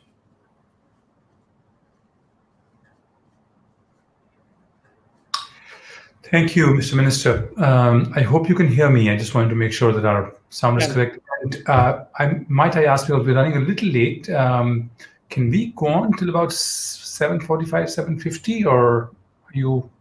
That's fine. That's fine. Yeah. Thank you so much for indulging us. I know we're running a little late. I apologize for that. We've been trying to get this thing going. Thank you for the time. Ladies and gentlemen, it's not every day that you engage in discussion with a minister who's been a successful entrepreneur, a technocrat, a 3-time member of the parliament, a philanthropist, and whose engagement with the industry goes beyond his own time as an entrepreneur. I know Dan introduced the Honorable Minister, but if I might add that he serves on a number of standing committees. He served on the consultative committees on defense and a range of national committees and select committees, and currently serves on as a member of the standing committee and consultative committee on finance and Central Advisory Committee for National Credit Corps. As a philanthropist with distinction, he's a favorite of the armed forces. I know that because I come from that background, that family, and his work with the Flags of Honor, which supports families of armed forces martyrs and serves as a platform for citizens who seek to help martyrs' families, and his love for Bangalore, the city, and its citizens, because of which he launched the Namam Bangalore Foundation, is well known. A son of an illustrious Air Force officer, someone whose education transcends from Kendriya Vidyalayas across the cantonments and Air Force bases in the country to Illinois Institute of Technology, Chicago, from where he earned his MS in Computer Sciences. If you visit his office, you will see it drawn with photographs of Paramveer Chakra winners. For the foreign audiences, that is the equivalent of Medal of Honor or the Victoria Cross, and it's sort of it's on the walls. So it tells you his love for this country. An avid aviator, a relic hunter, a passionate wildlife conservationist. I can go on and on, but his relationship with the world of business and entrepreneurship is actually even more impressive. After running successful businesses, starting as a design engineer with the Pentium microprocessor in Intel in the 80s, mid 80s, he ran one of India's largest and most successful mobile networks, and set up an investment company and financial services firm. And he also represented the industry, something USAID should take note of, as the youngest president of FICCI. It's one of the largest Indian associations. So I'm both confident and somewhat nervous in starting a conversation with the Honorable Minister, who's breadth and depth of the information knowledge that we have is quite astounding. Let me start, Honorable Minister, by asking you, based on what you just mentioned, in the post-pandemic world, the digital economy has assumed a completely different focus. It has a totally different stature. It's kept the country running, several countries running. You spoke in your opening remarks about the importance of that and how that's playing out. How do you see this playing out over the next 3 to 5 years? Because the delegates to this conference will be very interested in understanding the focus that you expect on this till about 2024, 25. And are there any milestones that the industry or the ministry set itself? And how can the industry participate in it? So, what do you see over the next 3 to 5 years, and what can the industry do to help meet that vision and participate? No, so thank you, Virat, for that extraordinarily warm introduction. Look, in a lot of ways, and this may sound like hyperbole and a little bit of rhetoric, but it is not. I genuinely believe that India is poised at a very, very significant inflection point in terms of its whole digital economy. And I say this for many, and I'll lay out why I believe this. On one hand, we have India, which is about 800 million Indians connected online, becoming one of the largest connected countries in the world. It still has 400 million odd people that are not connected online. And over the next 2 to 3 years, we are going to see that the population of 1.2, 1.3 billion Indians all becoming digital citizens, digital consumers. So that has a dynamic of its own. Then you have on this, clearly that is visible, and it is not imagination at all. It is real that in the post-COVID world, there is a demand now for trusted global value chains, and that the opportunity and the confidence that Indian entrepreneurs have and India has as a nation and as a government in growing its manufacturing sector in the technology space is another force that is at play. And the third element of this is the rapid digitization of government and governments and consumers around the world. So you have almost a coming together of these three very, it would have been on another day, it would have been three independent sort of forces operating and creating dynamics in the digital economy. But you have these three things coming together. And the three of them, the sum of parts has to be more than the whole, has to be more than the sum of these three parts. That, along with the fact that our Prime Minister has this tremendous ambition for India as a technology player, innovation player, and is deeply encouraging of investments being made in the technology space by the government, in startups, in entrepreneurship, in innovation, in skilling, that I believe that the next 3 years can be significant growth years for the Indian tech and digital economy. To your question about do we have a plan? Yes, we have a plan. We have a 6-pronged plan that talks about everything from digital economy to connecting Indians to digital government and digitizing government at a faster pace, what areas of technology we want to focus on, what kind of incentives we want to give to our entrepreneurs and the startup ecosystem to grow them and in tremendous amounts of scale. So we have a plan. We have a 1,000-day plan, and I have from early July when I took over, I have this counter that is counting down from 1,000 days every day in my office. So we are working to a plan, and for us every day matters in terms of execution of those plans. And so for investors in the audience and for those who are really technology participants or are players in the technology space, my strong recommendation is get on this train and enjoy the success over the next 3-4 years, because I think succeed we are going to for sure. Thank you, Mr. Minister. That was, I don't know if you realize today, the 6th of October, kind of 90 days, 3 months completed today. So I'm sure I'm sure your office will let you know about that. So, they say that the first 90 days, the first 100 days is when you can, have this new vision, and then kind of reality sets in, as it were. Let me take you to the point that you made about resilient supply chains and trusted value chains that you spoke about. The Honorable Prime Minister has been a big supporter of bringing manufacturing jobs and exports. You spoke about his speech on 6th of, I think, August, again, another 6th, where he talked about $400 billion. He mentioned with great passion the work that is being done in the electronics sector. At the same time, as you know, electronics, as you mentioned, is the beacon of hope. It is currently the world's second largest traded commodity, soon to become the largest. India is in early stages. Some big strides have been made, but tremendous potential due to the various set of favorable factors that you also laid out very kindly. If I could ask you, are there specific areas in electronics? I'll come to semiconductor in just a minute in the next question, but are there specific areas in electronics manufacturing that because you can't do everything in GVCs, you want to perfect and do some things really well and big? What are those that you sort of have in your vision and your team?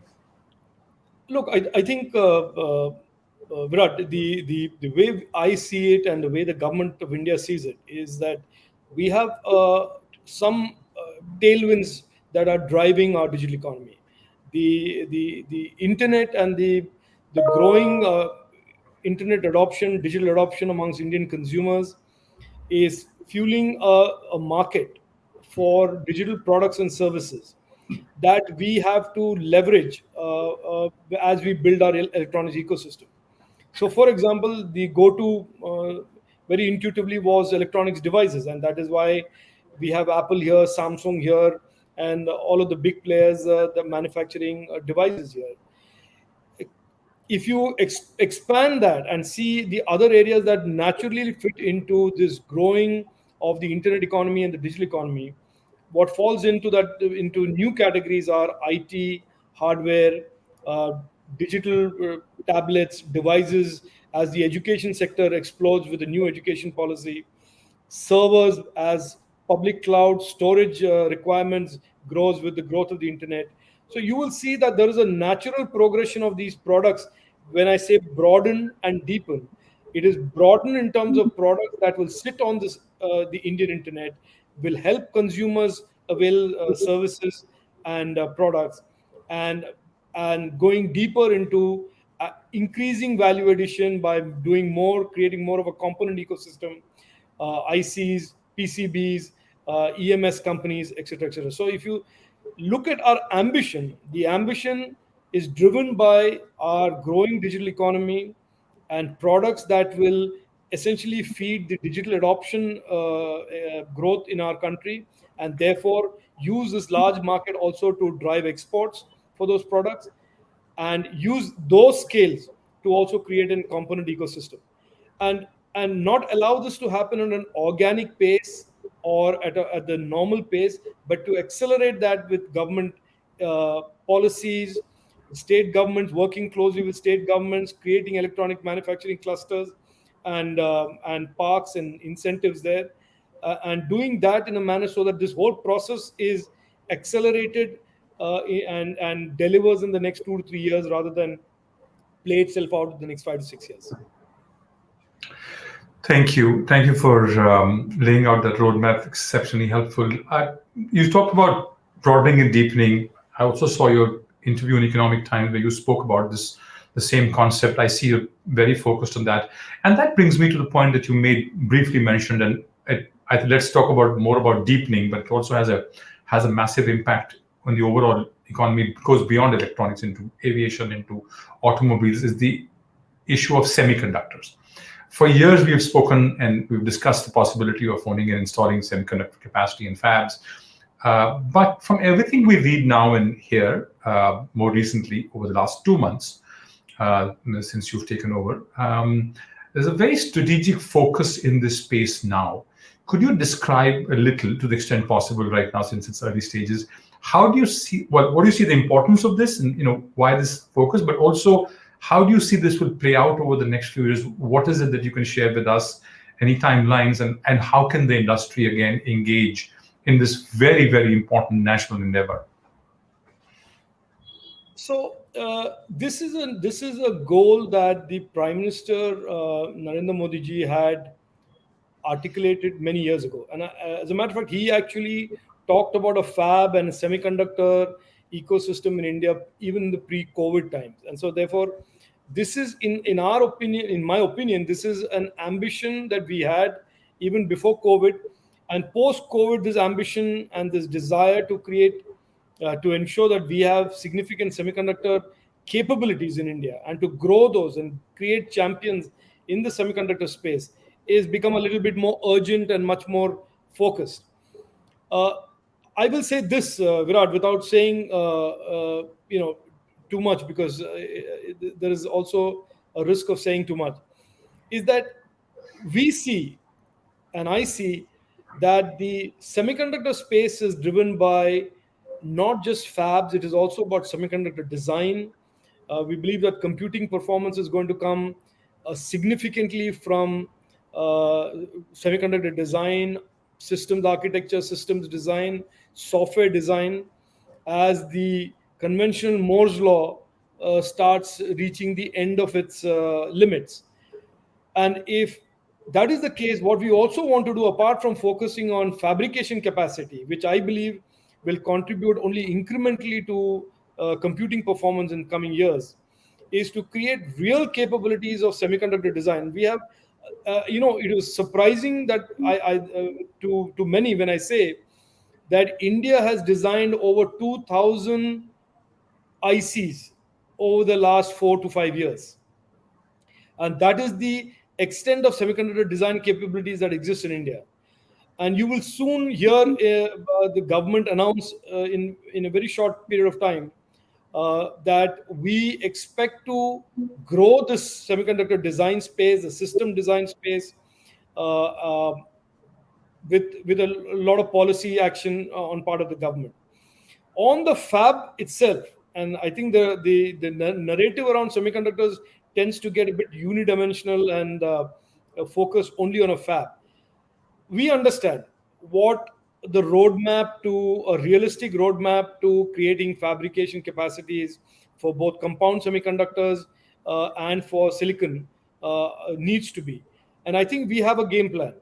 I can't say very much more about it, and I should not say very much more about it, excepting to end by saying that our semiconductor strategy today is multidimensional, and it is a real strategy. And over the years, I think our capabilities will position us as a player in this space as well, which we were not for many decades.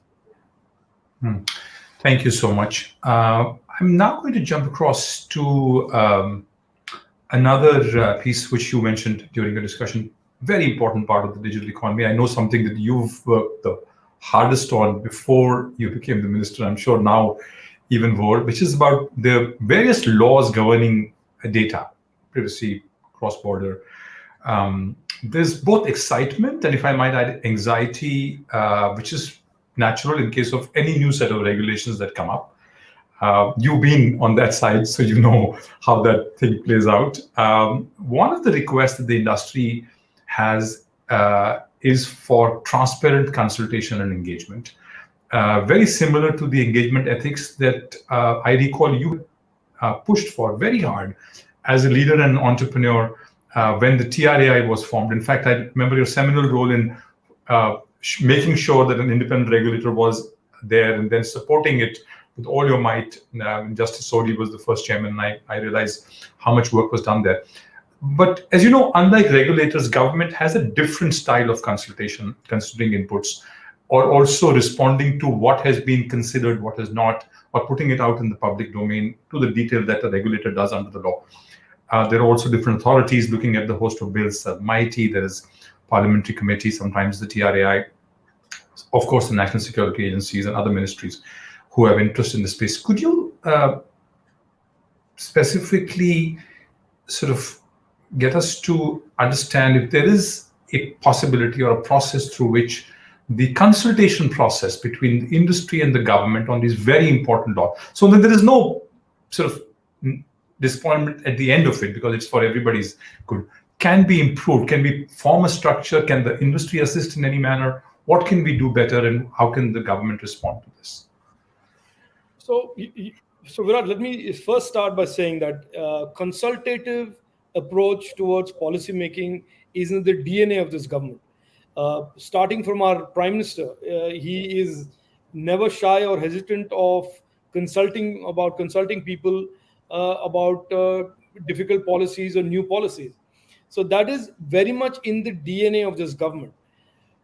And look, frankly, every policy that we make is driven by the two twin objectives that the Prime Minister has laid down, that it should either benefit the consumer, ease of living, and it should, at the same time, if there are investors involved, it should be ease of doing business. So that is in a nutshell the guiding philosophy behind every legislative exercise that we undertake. Now, having said that, of course, especially in the digital space, when the jurisprudence is so evolving, the challenges of yesterday are not the challenges of tomorrow, and the laws and legislations of yesterday are just completely irrelevant in today and tomorrow. There is always this need for hand-holding between the investors and the ministry and the government. And we are prepared to do that, and that is exactly what we are going to do. In terms of a formal mechanism of consultation, Virat, there is, as you understand in India, and I'm sure your audience understands, in the way the legislative process works in India, we have parliamentary committees, we have the government, and then in some cases there are these joint parliamentary committees or select committees of parliament that go ahead and engage with citizens and business on legislations. Now, that is the process. There is nothing that we can do to make that one agency or one forum. And of course, one of the risks of having these kind of consultations with multiple bodies and over a prolonged period of time is that the consultation quality gets diffused, and there is noise that creeps into the system, and then the focus sort of gets diluted. I agree with you completely that industry ought to be consulted, and I can assure you that it will be consulted. To METI's part, we are setting up advisory groups in every area of our work, which will be consisting of academics, members of the business community, and we will be engaged in seeking their counsel, advice, as we undertake various policies and initiatives on our part. To your question, is there a better way of more formalizing that cuts across these 3 or 4 institutions? The answer is no. But we are prepared at METI to be extremely open and available and accessible for anybody in the investment community or the business community that has a particular point of view and wants to discuss, debate it, even in an informal manner. So for example, I and my team at METI are available to anybody today who wants to engage, big or small, on any issue that they want to engage on. And on legislations where there are ambiguities or concerns that are raised, we are quick off the bat and we will issue SOPs or FAQs so that the legislative intent is made very clear to those who are stakeholders of the space. Thank you. That is very reassuring for the industry, as you can imagine. Lots of my colleagues and delegates here today are wanting to know how to sort of approach that, and this is something that will go a long way in sort of reassuring that. Having said that, I might add that METI is amongst the better ministries when it comes to consultation, because they've been used to it for a while. But thank you so much for your comments here, and we also know that you had a marathon sort of meetings with the industry since you've taken over. So that itself shows the fact that you're available, and I think our delegates will make a note of that. I'm going to ask you a linked question on the laws. This is regarding the PDP bill, if I might. It's evolving significantly. In this regard, there seems to be some additional amendments to the PDP bill, we are told. Would you be in any position to throw light on the additional changes, the general direction that we might see? Is there a need for a fresh set of consultation with the industry? something you might not want to reveal at this stage, but as a moderator, I'm required to ask because this is a question many members have and relates to the timeline of the PDP bill to be expected to be in the winter session. Will the industry have sufficient time to adjust and comply with the new requirements? So there are some questions around it, timing and its process, etc. Anything on that? Yeah. Look, Virat, I think my view on the PDP bill and the data protection architecture is today what it was many years ago when I sort of fought for it as a member of parliament. And the position remains the same, that I think the personal data protection bill is the most important legislative piece of the architecture for the Indian data economy or the Indian internet economy and the Indian digital economy. So, unfortunately, I am not part of the group that is deliberating on it at the moment. We will see when the bill comes out what the bill looks like.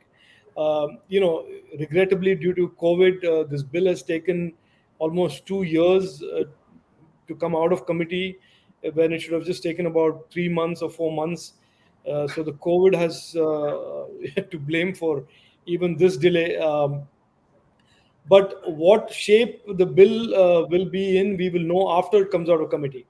As far as whether it has to go through another set of consultations, I don't know. I think we should just hold our horses till it comes out.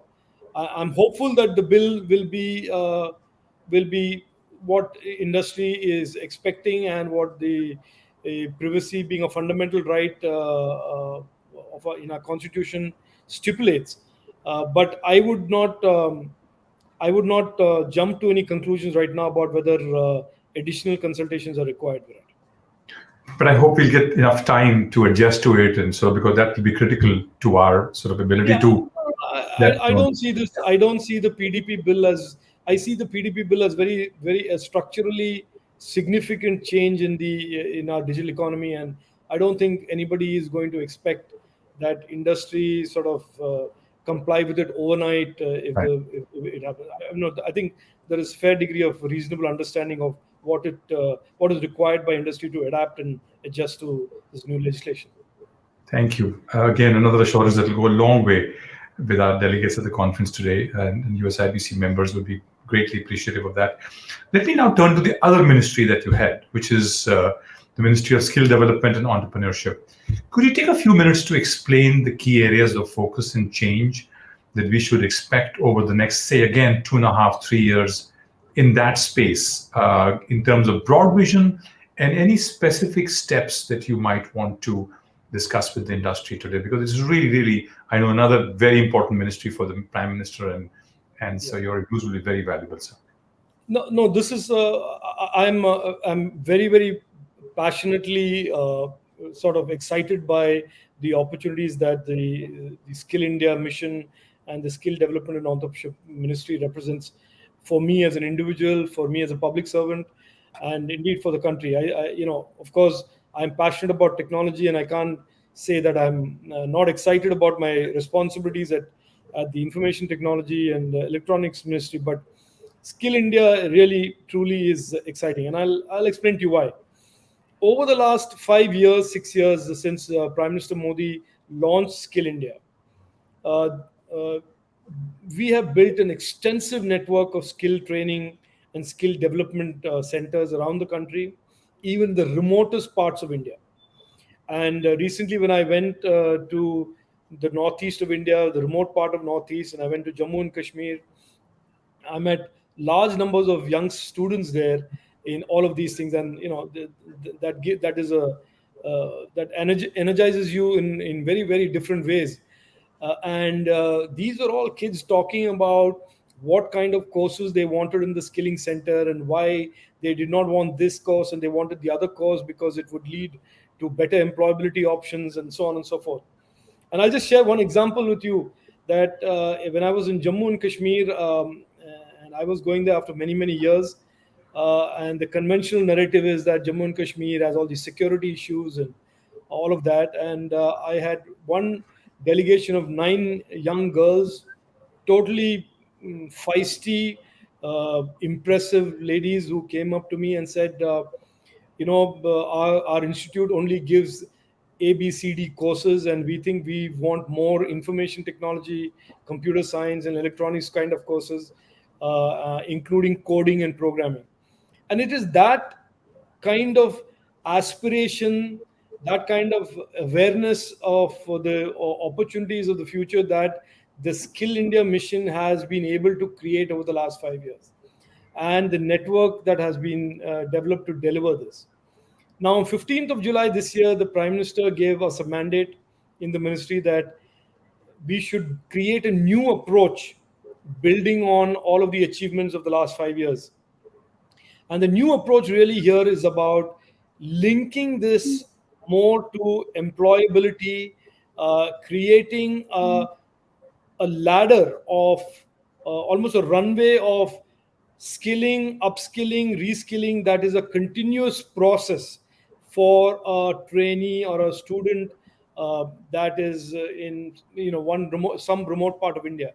That skilling becomes an aspirational runway which progressively increases his employability, improves his job profile, improves his economic income as he goes up the ladder of a company or micro entrepreneurship or entrepreneurship, as the case may be. So we are now reimagining skilling and redesigning skilling to deliver on that. And there will be much tighter linkages with industry. There will be much tighter linkages with traditional skills that India has in many, many pockets of India that have, in a sense, not got the attention that it should get, and that we are going to pay a lot of attention to. For example, Jammu and Kashmir carpet makers. I went to a skill cluster there, and the person running that skill cluster said, I have orders for 6,000 crores, which is 60, you translate that number, Virat, but 6,000 crores. And that he is limited by the number of artisans that he could train in the traditional carpet making art. And so I have immediately said that we will backstop him and help him train another 500,000 artisans in the traditional carpet making skills. Like that, there are, I have traveled all across the country, and there are tremendous opportunities today that will link skilling to either entrepreneurship, micro entrepreneurship, or jobs and job growth within industry. And that is where we are focused on. And the Prime Minister has given us a mandate that India in the next 5 years to 7 years should become the skill, in a sense, capital of the world, or the skill source of skilled talent for the world, ranging from information technology to all the other areas that the world is now seeking skills on. Construction workers, handicraft artisans, and technology and electronics, and the whole gamut of opportunities. So I'm very excited by that, and I hope soon that the ministry will roll out this new reimagined skill program, skill strategy. Thank you, sir. For the benefit of the delegates, the 6,000 crores is approximately $800 million. So a very large order by carpet manufacturer. So it shows the potential. So thank you, sir, for suggesting that. I come to my last question.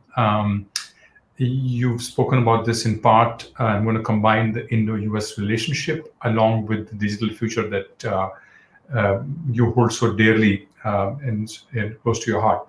Both the Prime Minister and several presidents, if I may say, 3 presidents on the US side have spoken about the importance of India-US relationship. Just the recent meeting with Vice President Harris, all of that very focused and recognizes the fact that the strategic and the military relationship between India and the US is very strong. But we'll also be honest enough to suggest that the trade piece is not quite to potential. It is strong, but it's not to potential. We could be doing better. We should do better. It's the remark that I got in my homework copy all my life, so I always remember it. We need to do better. And both sides admit to that privately. Within trade, it now seems digital trade is set to assume a significant space. In that context, and perhaps in the context of the Quad statements, the 2 of them, one recently, which has spoken about resilient supply chains. How do you see the future of the Indo-US relationship? And in that, a little bit of light on the future of Quad from the digital economy point of view. No, so look, I think the Indo-US relationship has been characterized, and I heard the previous speaker with our secretary, foreign secretary, also say this, that is characterized by a shared alignment of our democratic values. Now, it is often the case that values like democracy was a little byword in conversations about trade and economy in the past. But I think in the post-COVID, let's say post-COVID reality of of this new world, if you want to call it that, trust is becoming increasingly very, very relevant to the global value chains. And I say this not as a minister or a public servant. I just say this as an observer of the global world economy. That it used to be that you would do a deal with anybody, countries would get into deals with anybody. But today, cost, availability, and trust have become increasingly determinants of the value chain. And I think that is where the shared value of being democracies comes into play. I personally believe, and I went to school in the US. I have many reasons to be rooting for the Indo-US relationship to grow and grow and grow. I personally believe that this is the Y2K moment, and I'm sorry to keep using that phrase, but this is the Y2K moment for Indo-US trade. And I mean this from a holistic point of view. This is all about trade and digital trade.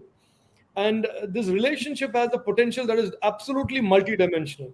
On one hand, it can be a relationship that allows for true diversification and trustification of global value chains. On one hand, that we understand that, and we can build on it if we work together as two countries. The other is the very, very important task of being, in a sense, and I'm using this phrase slightly pompously, but being custodians or guardians of the future of technology. I think the technology is going to innovate and disrupt so rapidly over the next few years that it is important that countries of the Quad, and I've said this before, I was a minister, and I've said this, I'm saying this again, that US, India, Australia, Japan have almost a responsibility to play a stellar leadership role in the stewarding of the future of technology than they have in the past. And so this potential of the Indo-US relationship is multidimensional, both on trade, investment on one hand, and the other is about actual innovation and the future of technology and future technologies, the ownership of it, management of it, etc., as well. So I hope it works out that way, but that is my fond individual hope. And I hope the post-COVID reality creates a certain coming together of like a perfect storm to make this potential, which has long been a potential, reality. Thank you, sir. We stand by you shoulder to shoulder, and I think both countries do. The leaders of our two countries do. They both stand shoulder to shoulder to make sure that this dream becomes a reality. I think what you've said today in terms of the whole vision, the specifics that you've gone into. It's not my place to pay you a compliment, but to be on the point, to be articulate, to be that honest and passionate about something. It's really a great pleasure for me to have moderated this session. Thank you for sharing your thoughts. I know that you've said in no uncertain terms that your door remains open for investors, for collaborators, for people who see India's future and vision in the way that you do. And I can assure you that at USIBC and the American Chamber of Commerce, we certainly do. My colleagues and my fellow delegates are all very, very interested in engaging this in joint future and investing in this joint future that you've spoken about. Thank you so much for your time, sir. Thank you for the conversation. And I just want to share with you that I have this red carpet all rolled up and waiting to be rolled out every time somebody wants to come and talk to me about an investment. Thank you so much. Thank you. We are very grateful for this time. I'm going to hand this over back to the administrators at the USIBC for the next session. Thank you, sir. Thank you.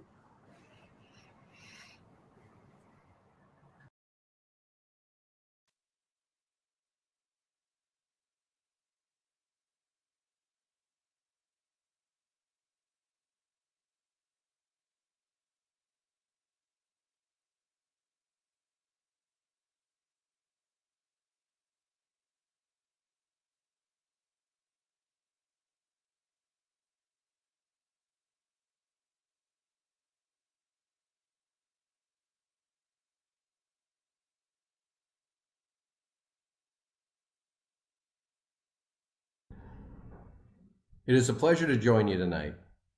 At FedEx, our expertise is in the transportation and logistics of critical supplies.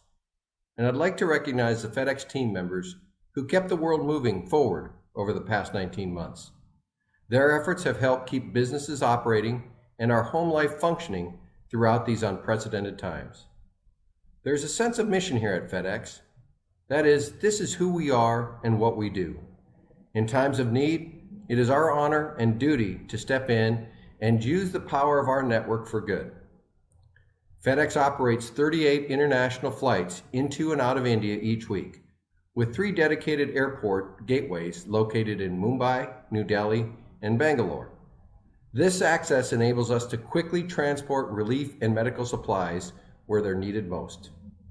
During India's second COVID wave earlier this year, we moved more than 50,000 oxygen concentrators, working with groups like Direct Relief and providing access to our customers to get urgently needed goods where they're needed most.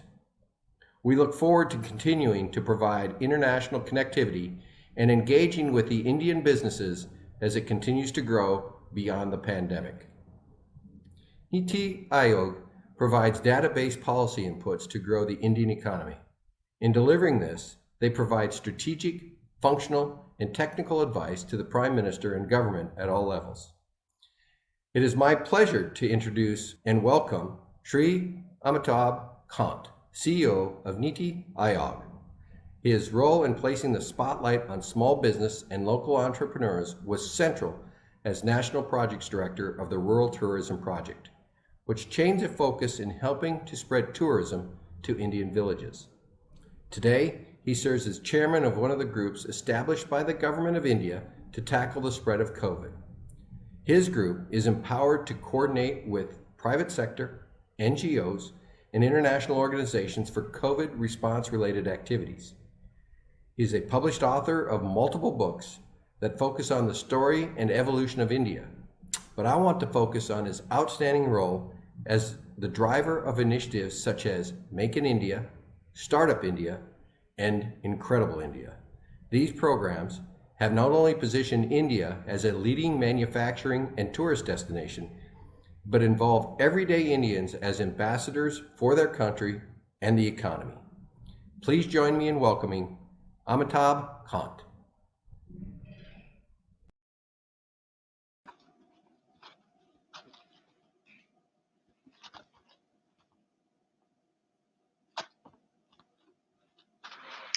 Well, thank you, Jack, and thank you to USIBC for hosting us today. It's a great honor to share the virtual stage with Mr. Kant, someone who SAP, along with just about every company operating in India, counts on to understand what is happening from an innovation perspective in India and where the country is headed next. Thank you once again, Mr. Kant, for this opportunity today. Truly, India's vision for a $5 trillion economy and a $1 trillion digital economy offers incredible opportunities for businesses and consumers alike. We at SAP share your vision for making this growth story a successful one and a sustainable one in terms of emissions, waste, and inequality. Furthermore, in the emerging technology space, India looks to become an AI superpower, one that will surely call on the entrepreneurial spirit of India's SMEs, as well as multinationals like SAP and many others joining us today. Certainly with 63 million SMEs operating in India, you know as well as anyone the importance of delivering innovation to all levels of the economy in terms of smart infrastructure, along with digital skills development and educational initiatives that provide pathways for India's incredibly talented and growing workforce. So, considering this rather large canvas of opportunities we've laid out here, allow me to pose a few questions. Yeah, no, wonderful interacting with you, and I'm truly delighted to be at the India Ideas Summit organized by US India Business Council, and I look forward to interacting with you and giving you my inputs. Excellent, thank you, sir. Thanks once again, and I know it's later in the evening, so we do appreciate it. So several days ago, India celebrated Gandhi Jayanti, the birth anniversary of one of modern history's greatest activists and thinkers. You've had a long history of service to India yourself, and some have even called you a superstar public servant.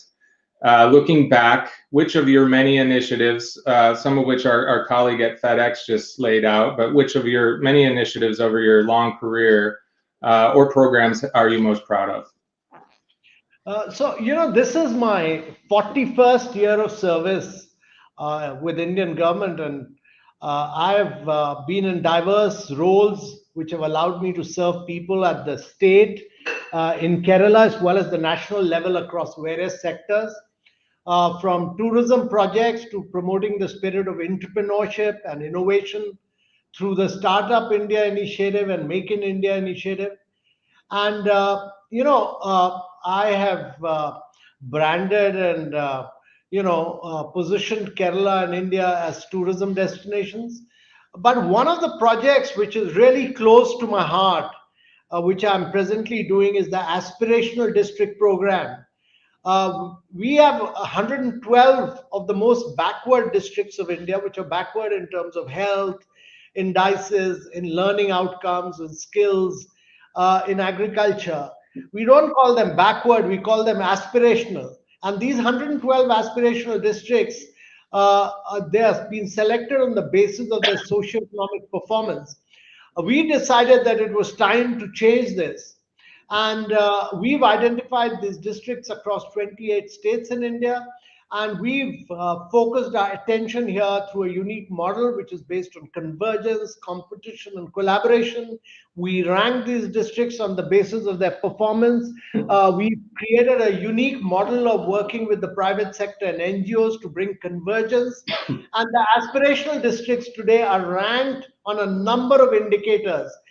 This encourages the districts to improve their performance. And today they've done much better than how they were performing earlier. The spirit of competition, the spirit of data, the spirit of challenging them has led to massive improvement.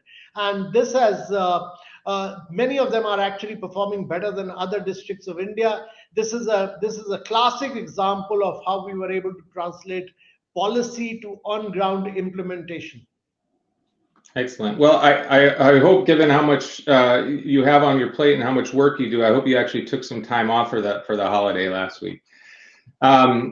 So recently, Niti Aayog released a monetization roadmap along with what is being called an asset pipeline by your organization. What is this about, and what might you like to share with the American global business community listening in today? Yeah, we recently launched the National Monetization Pipeline, which aims to enable a very systematic approach towards bringing in private sector to operate, maintain assets through different models, including InvITs, REITs, etc. Government is good at constructing assets, but it's extremely poor in managing them. And therefore, our aim is to put these assets into the market through a transparent, competitive bidding process, over 81 billion worth of projects by leasing out operation to the private sector. This model has earlier been successfully explored in sectors such as roads and highways through models such as toll operate transfer. The objective is now to systematically adopt this in all infrastructure subsectors so as to enable world-class infrastructure creation and a paradigm shift in operation and maintenance. These are de-risked brownfield assets with stable revenue generation profile. And we expect a lot of American companies. We expect, because there are no construction risks, we expect a lot of good American companies who are interested in managing pipelines, or they are interested in managing grids or roads or ports, all of them, to bid for these projects. These transactions are focused on a single asset bundle with a defined market investor class. And this is a path-breaking initiative to bring in private-public partnership concessions and capital market instruments such as InvITs and REITs. And monetization is envisaged through structured contractual partnerships between the public authority and private party. But there will be, all the risks of the greenfield assets are taken by the government. The government has constructed the assets. The transfer of rights are given to the private sector to operate them. So this is a unique model. And the ultimate objective of this program is to create a win-win for all stakeholders, including public authority, private investors, and most of all, the common citizens, through universal access to high quality, world-class, and affordable infrastructure.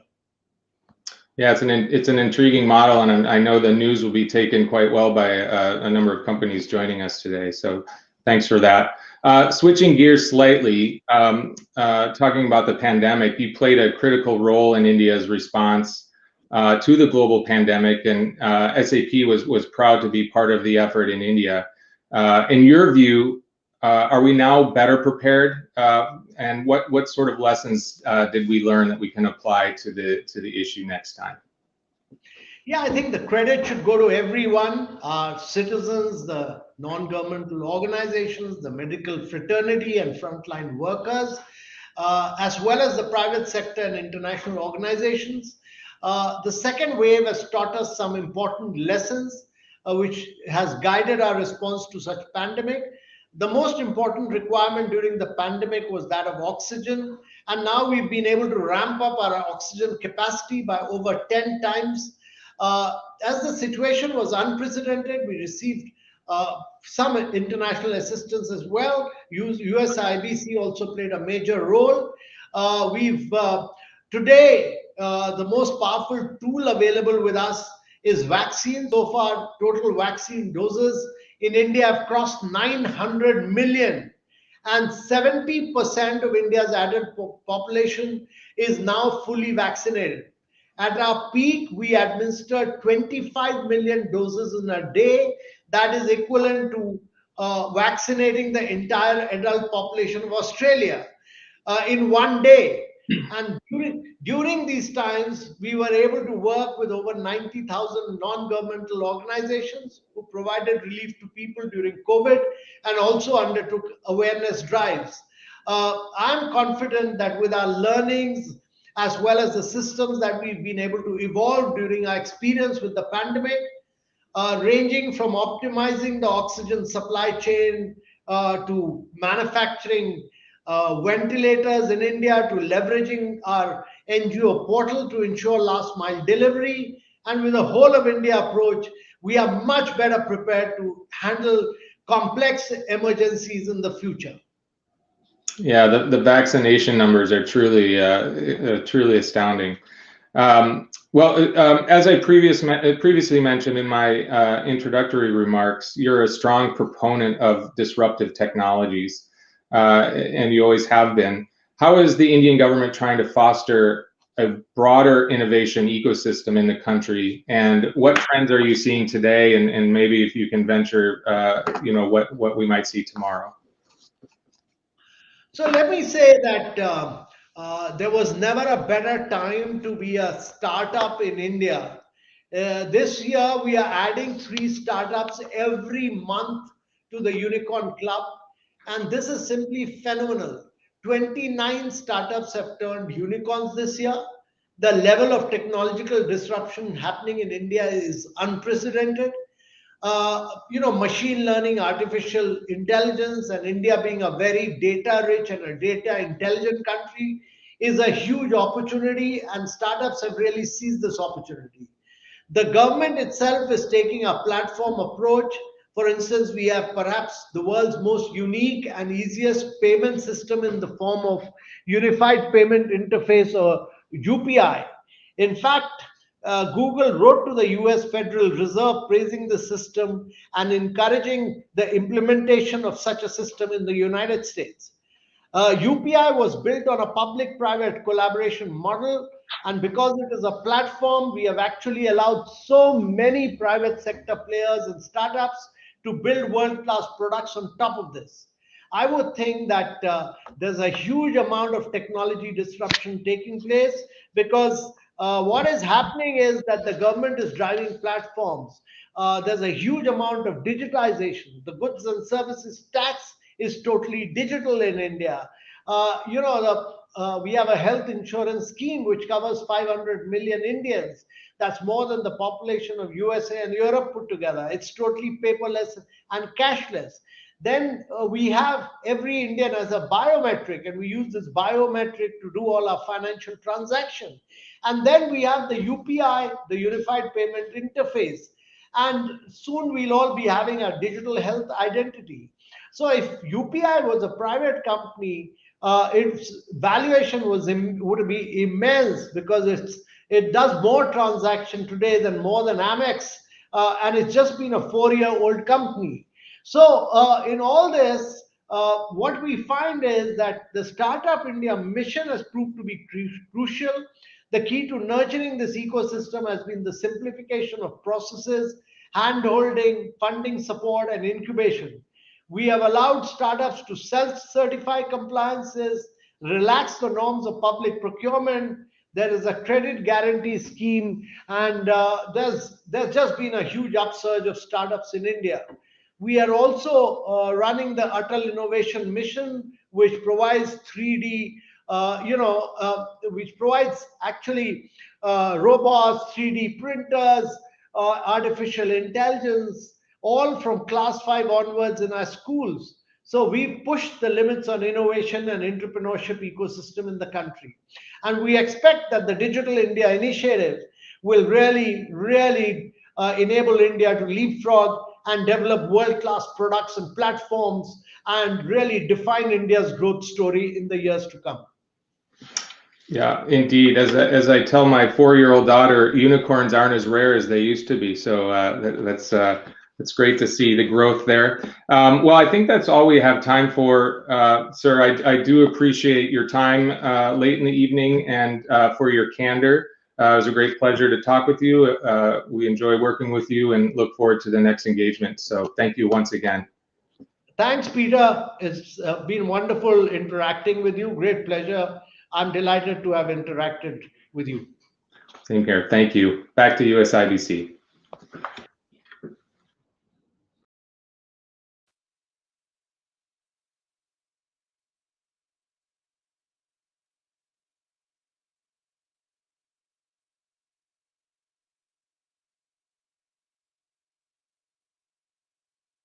Thank you, Amitabh, for your gracious and inspiring words.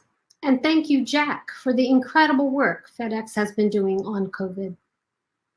Last spring, when the pandemic was surging across India, and the images of people desperate for oxygen, for hospital beds, were seared into our hearts, we saw something else that we had never seen before: a spontaneous and overwhelming outpouring of support from around the world and across the United States.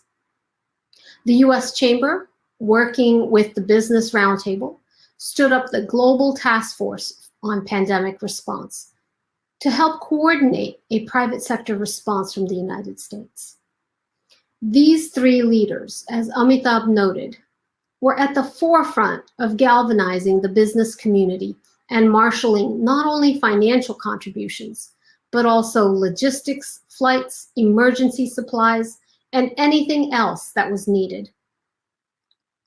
Our partner on the ground was none other than Amitabh Kant and his team. They were joined by the Health Ministry, the External Affairs Ministry, Dr. Raghavan, the Principal Scientific Advisor, and many others. On the USIBC side, we worked for days and weeks alongside our colleagues in the Indian government and the Global Task Force to deliver assistance and support the COVID response. Many companies mobilized, including FedEx and UPS, the medical technology companies like Medtronic, and so many others. But today we want to recognize 3 leaders who not only contributed financially, but they gave of a CEO's most scarce resource, their time, to make calls, to raise funds, to solve problems, and ultimately to save lives. I want to turn to Julie Sweet, President and CEO of Accenture, to speak first. Julie, we're so grateful for your leadership and the incredible drive and passion you brought to this challenge. Whatever the need, whatever the time of day or night, you were there to lend your support, calling other CEOs, raising funds, and solving problems. One of the most impactful areas where Accenture was so critical was in helping create a support network for the millions of employees who were impacted by COVID in India. How to help them stay out of the overwhelmed hospitals and get the care that they needed for themselves and their family members. Julie, I hope you will share with us how Accenture mobilized so quickly and what you were able to do to support not only your own employees, but the larger workforce, and what are some of the lessons that Accenture learned from this experience. Again, thank you so much, Julie, for all of your leadership and commitment. Thank you, Nisha. I'm incredibly honored by this award, and really working on the Global Task Force is really one of the highlights of my professional career. However, I want to accept this award on behalf of all of the CEOs and the organizations and all of our teams, including Nisha, you and Michael and Suzanne and the entire chamber team that supported and stepped up to sponsor the task force, as well as the incredibly dedicated leaders in the Indian and US governments that worked with us. Because truly, this honor belongs to all of us and the groundbreaking work that we did together. Just to bring that to life, I want to take you back for a moment to Friday, April 23rd. I was with my team and we were looking at the data for that week. Our COVID cases had surged 160%. Intel was coming in from all of the sources, and it was clear that the world faced a crisis, one that was unexpected, then that was truly risky and deep, and that we all needed to think differently about the path forward. In making a few calls the next day, it was clear all of us, many, many companies had this in mind, and that we could do more together than any one of us, government, not-for-profit company, could do alone. And so on Saturday, April 24th, I sent out an email about 9:30 at night on behalf of Arvind and myself, and I invited several CEOs and organizations to jump on a call at 11 a.m. the next day. And at 11 a.m. the next day, over 20 CEOs, representatives of the Chamber, the US-India Strategic Partnership, Mukesh, the Business Roundtable, we all jumped on a call. There was no staff, there were no pre-briefings and no slides. And we were just sharing, hearing from Raj at FedEx about what was happening in logistics, hearing from Alberto and Ken, what was happening on the pharma side, all sharing and all united by a single purpose. How can we help? We often talk about the opportunities with the pandemic to build back better. And this task force is an actual example of us having built back better. And that's why I really do want to accept this honor on behalf of all of us. I think it's really an inspiration for how we can work. And you already are seeing that in the work that we're doing now in Southeast Asia. Now, Nisha, you did ask me for what were our lessons learned as a company, and I'm happy to share just a couple. The first is that it's important to care deeply for your people, both professionally and personally. This is long-standing principle of ours, but it really came to life in the pandemic, because from the very beginning in India, all the steps we took were not just about our employee, but about their extended families, because we recognized so many of our people lived with their extended families and they couldn't be comfortable being taken care of from a medical perspective if their families weren't. And so whether it was providing home health care kits for all of their families and telemedicine for their extended family, and now vaccinations, we were really thinking about the whole person. And when the surge hit, that extended to the communities. So we sent 200,000 home healthcare kits, 100,000 for our people and 100,000 for their community, because they were seeing their friends and so many being devastated. The second lesson was the importance of partnerships and partnering. We started giving telemedicine at the beginning of the pandemic, and it was pretty clear that the taxing of the system in the surge meant that we were going to need to have an alternative. And in 24 hours, Cigna provided us telemedicine from the US and the UK. And that's just one example of the many, many partners, including UHG and the mental health side, that gave us the capabilities we needed to support our people in India, as well as the communities. Now, then we saw that in the task force with the over 100 CHROs who came together to share best practices. I'd like to end on a personal note. I've known Brad for many years. He was a mentor of mine when I became the general counsel of Accenture back in 2010, and he was a much more experienced general counsel, and I've gotten to see him lead in so many ways. And so it was a real privilege to get to work with him side by side on this task force.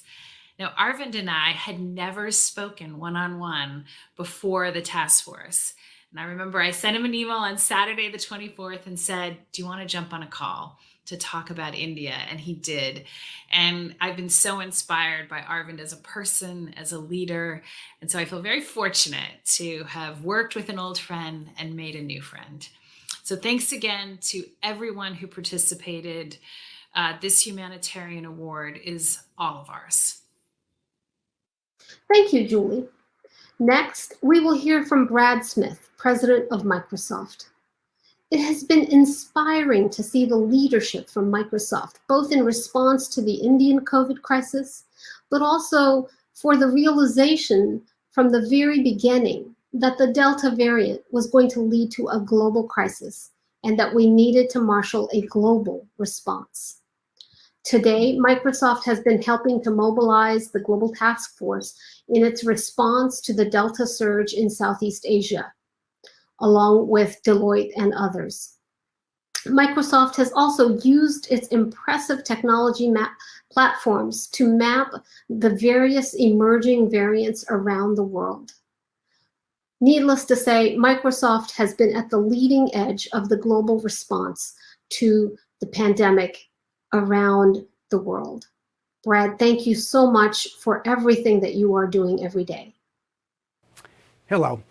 I'm honored to accept this award, and I'm even more pleased to have an opportunity to talk about what I believe this represents for the business community in the United States, in India, really around the world, what it means to focus on the importance of humanitarian action.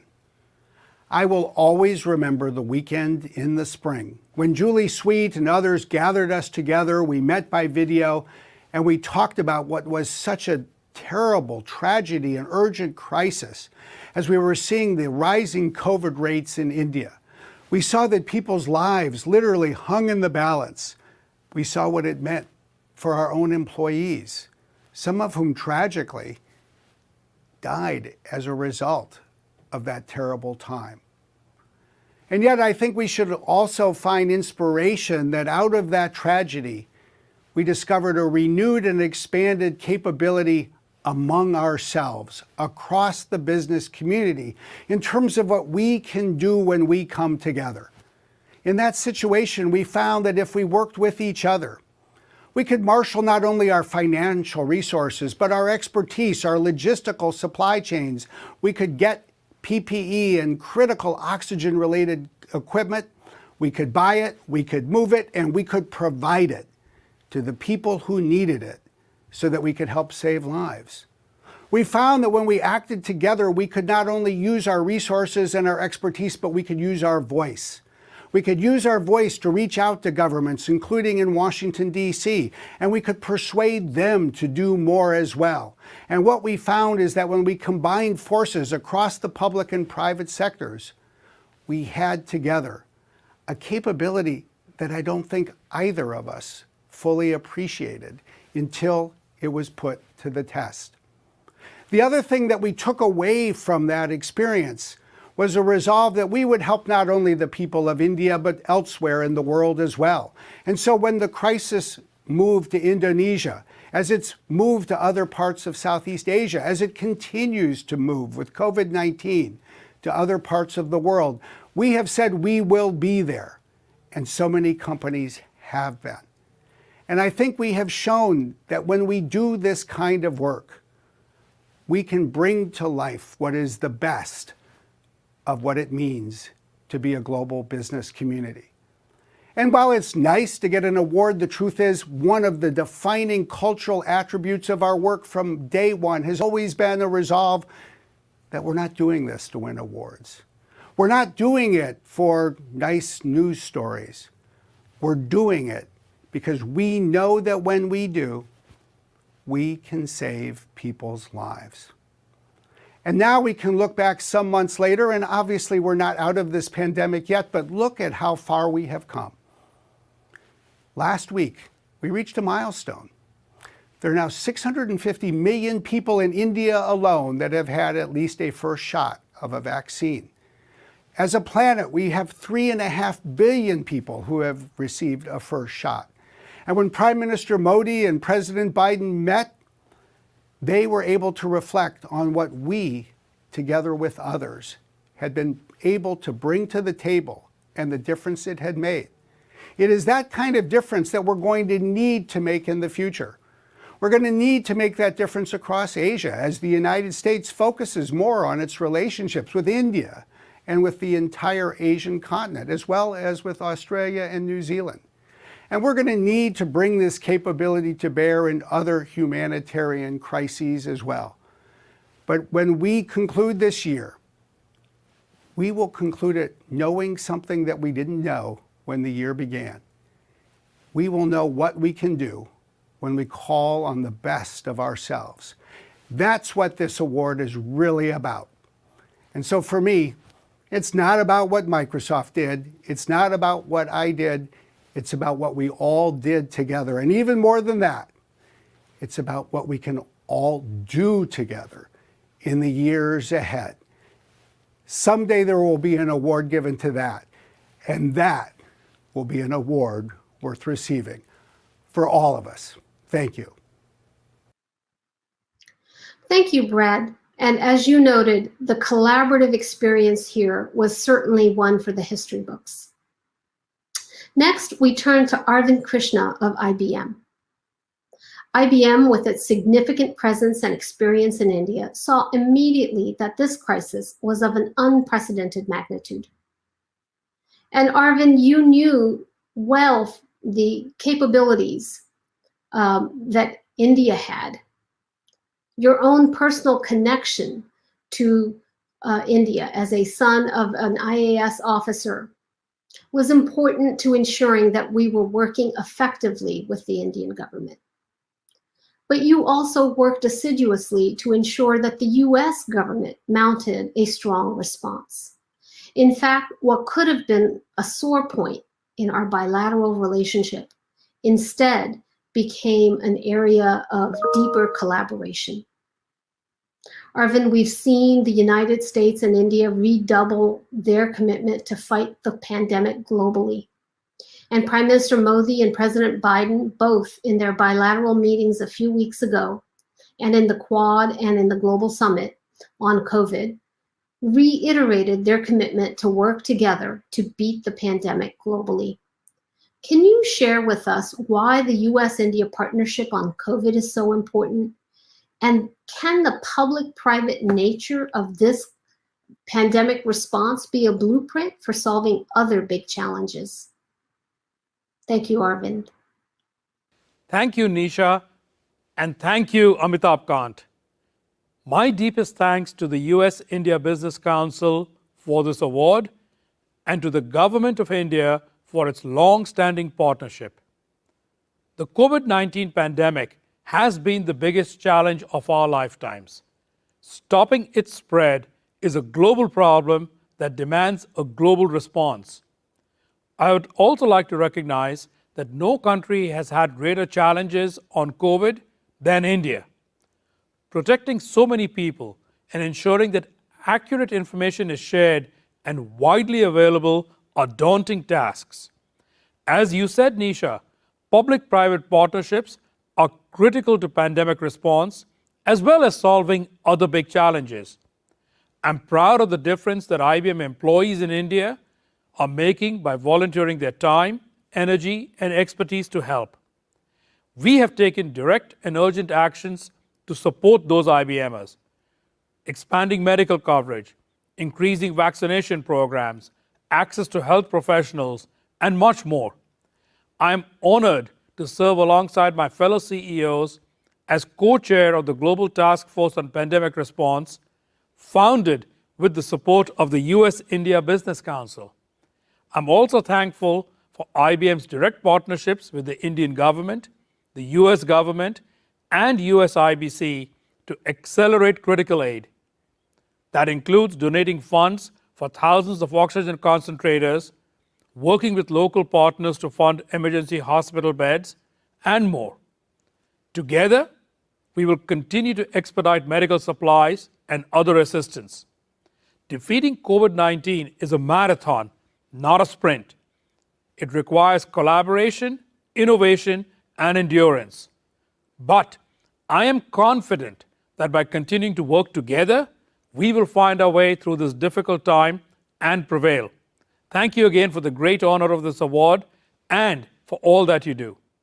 Thank you, Arvind, and thank you again to Julie Sweet and Brad Smith, as well as to our colleagues across the United States and in India who stepped up when it was needed most.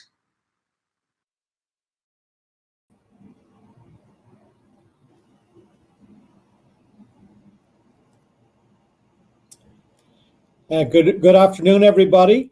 It is my pleasure to introduce our next speaker, Dr. Bharati Pravan Pawar, the Union Minister for Health and Family Welfare. In addition to her ministerial duties, Dr. Pawar serves as a Member of Parliament from the state of Maharashtra, which is where Abbott India is headquartered.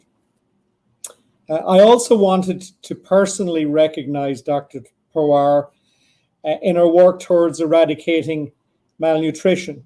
It's another area of great passion and interest, and indeed expertise for Abbott, and we express our appreciation for her great efforts in this area. As Minister of State, she plays a key role in cooperative efforts between the Indian and US governments to address global health threats, including the Indo-US Health Dialogue, which India hosted last week. Dr. Pawar, thank you for joining us, and we look forward to your remarks. Namaskar.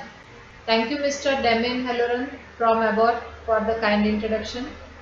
It's a pleasure to address the USIBC India IDEA Summit and 46th annual meeting.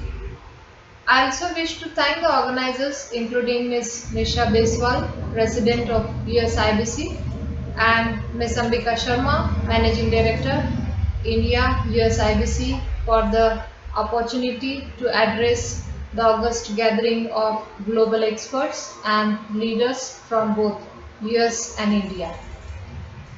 Ladies and gentlemen, as a Minister of State and Health and Family Welfare, I would like to make a special mention that India and USA has a long history of collaboration in multiple areas of advanced healthcare. Eminent leaders such as our ex-Prime Minister of India, Shri Atal Bihari Vajpayee ji, had referred US as a natural allies, and we have come a long way in supporting each other, whether in terms of vaccines or in terms of access to providing generic medicines as India has a long-standing history here. Also, under the dynamic leadership of our Prime Minister, Shri Narendra Modi ji, we have successfully concluded the comprehensive strategic partnership dialogue, which also stressed on science and technology collaborations. I am hopeful that we will be able to jointly work on areas of vaccine development, COVID response, sharing best practices, and simplifying supply chain management, which will help in revival of both the economies in the post-COVID era. This also makes me feel that the theme of USIBC Ideas Summit is very pertinent as it focuses on from recovery to resurgence, as I strongly believe that the ideas generated from this summit will help in bridging the gaps in healthcare. The other areas in healthcare where there are ongoing collaborations are injury prevention and control, antimicrobial resistance, HIV/AIDS, engagement with US FDA, funding clinical research fellowships for early and mid-career scientists within India and the USA will surely contribute to building a strong, sustainable healthcare system with skilled healthcare professionals. Ladies and gentlemen, I am proud to say that under the visionary leadership of our Prime Minister, the efforts of the Government of India is to work holistically and emphasis is on preventive care, while also giving priority to modern treatment facilities. The efforts is to reduce the cost of treating for the poor and at the same time on increasing the number of doctors rapidly. The Government of India under Ayushman Bharat scheme is working to establish about 1.5 million health and wellness centers in remote areas. I am also glad to note that our government has launched a landmark Ayushman Bharat Digital Health Mission on 27 September based on the foundations laid down in the form of Jan Dhan, Aadhaar and Mobile, Trinity and other digital initiative of the government. Ayushman Bharat Digital Mission will create a seamless online platform through the provision of a wide range of data, information and infrastructure services.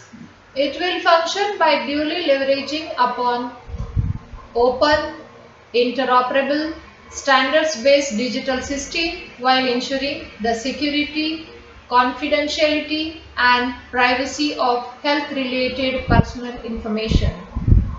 The mission will enable access and exchange of longitudinal health records of citizens with their consent.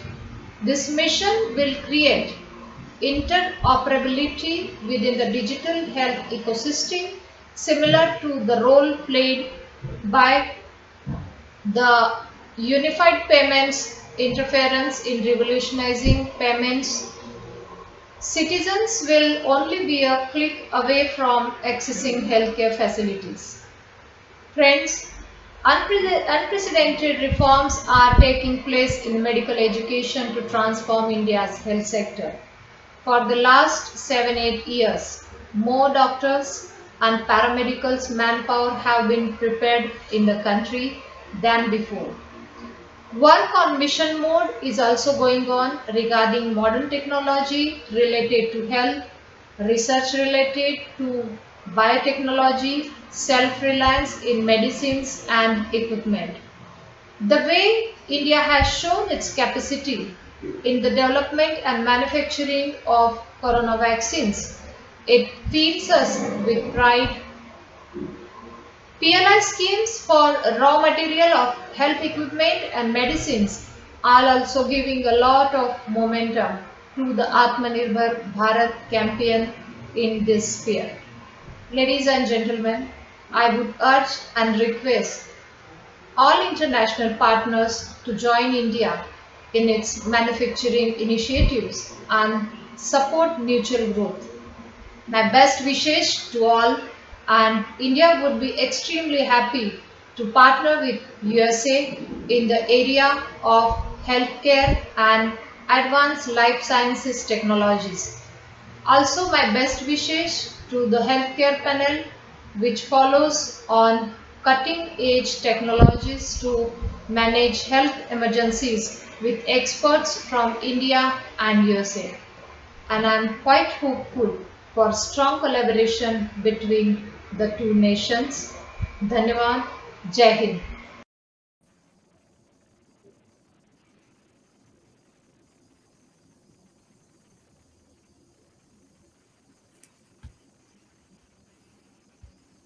Thank you, Dr. Pawar, for your remarks. And let me welcome the panel on topic today, cutting edge to manage health emergencies. Uh, the onset of COVID-19 has been one of the most significant black swan events for the entire history of humanity. And the existential threat that affected lives, livelihoods, and ways of living. While the primary force of threat looks set to recede, the secondary consequences are set to remain with us for a long time, particularly in terms of economic security, ways of living and working, travel and leisure habits, as well as in terms of social and cultural interactions.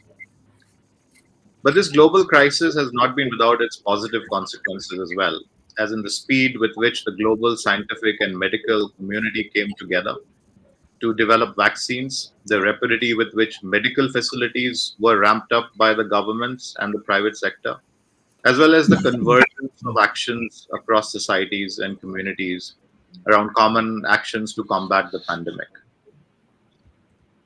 What I have is a very distinguished panel today to discuss these issues in more detail.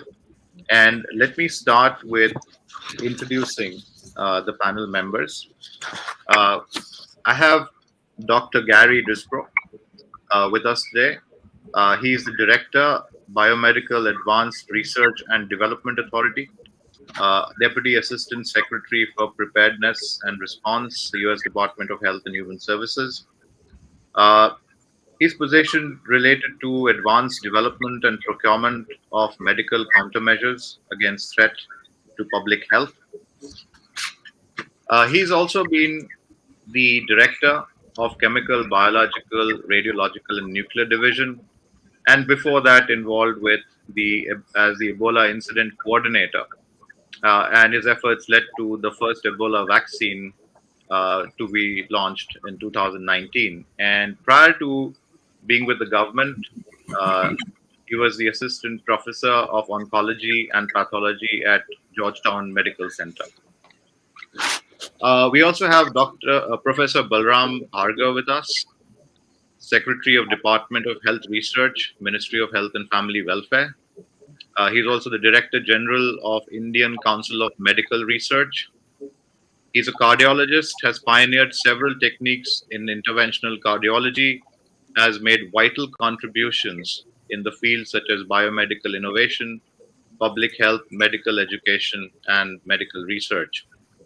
He established the India Stanford Biodesign Program, an interdisciplinary fellowship program to foster innovation, design, and low-cost implants and devices. I'd also like to welcome Mr. Damien Holloran, Global Vice President, Infectious Disease, Emerging Markets, Rapid Diagnostics at Abbott. He's responsible for concept to commercialization of products and solutions that fit the needs of every care setting. He has over 30 years of leadership across a range of businesses, hospital products, international supply chain, pharmaceutical, medical devices, nutrition, and infectious diseases in emerging markets. Let me also welcome Dr. Phil Febo, Chief Medical Officer at Illumina Inc. He has a successful track record of translation research, clinical excellence, and for embedding molecular insights into clinical care. Before joining Illumina, Dr. Febo served as CMO of Genomic Health. Prior to that, he was professor of medicine and urology at the University of California, San Francisco. He has over 25 years experience in working at leading institutions throughout the United States. Welcome all. Let me start with inviting our panelists to make some opening remarks on the subject today. And if I may start with Dr. Gary Disbrow. Thanks, Nitin. Truly appreciate the invitation and the opportunity to be here with such a distinguished group of individuals on this panel. I will keep my remarks very short because I'm interested in having a much more in-depth conversation with the panelists. The United States and India have had a long-standing bilateral relationship working on many issues addressing mutually beneficial healthcare goals and priorities. And I will discuss many of these priorities as I address the questions moving forward and throughout the discussion. The United States agrees that combating and recovering from the effects of the pandemic does not only mean bringing the spread of the disease under control, it also means restoring and improving basic health care delivery, including through the health workforce, medical supply chain resilience, digital health approaches, and focus on primary health care. We appreciate our current collaborations and the potential for further collaborations moving forward, and I look forward to the discussions today. Thanks, Nitin. Thank you. May I invite Professor Balram Bhargava to address? Thank you. Good evening and good morning to all of you. It's a pleasure, and I thank US-India Business Council for inviting me to this extremely important panel discussion following the minister's speech. I think India, as the minister has clearly mentioned, India and the United States are natural partners, being the largest democracies in the world. And from this panel, what we can think about in healthcare, the areas that we could really work together is the COVID-19 and pandemic preparedness, number one. We could work on clinical trials, and they could be clinical trials which would be more bilateral clinical trials, which could be more cost effective. We can work on areas of capacity building for One Health and I think preparedness again. So that is an area where we are absolutely naive and we need some guidance. And we had excellent support from the CDC, which helped set up all our institutions in India for viral testing in the early part of this millennium and the first 10 years. And therefore, now we have become self-sufficient and been able to develop that.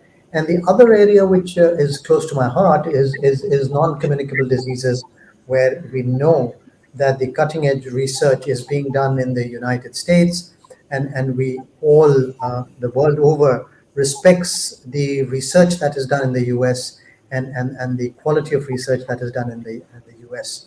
The major thing that we can bring to that is our scientists who have excellent capacity, and at the same time, we would bring in the cost effectiveness to whatever is being developed, whether it be for communicable diseases or even non-communicable diseases.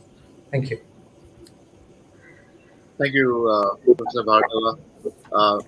May I now request Mr. Damien Halloran to make his opening remarks? Sure. Well, first of all, thank you very much for arranging this US-India Business Council. I think the timing today is probably more important than we've ever had before.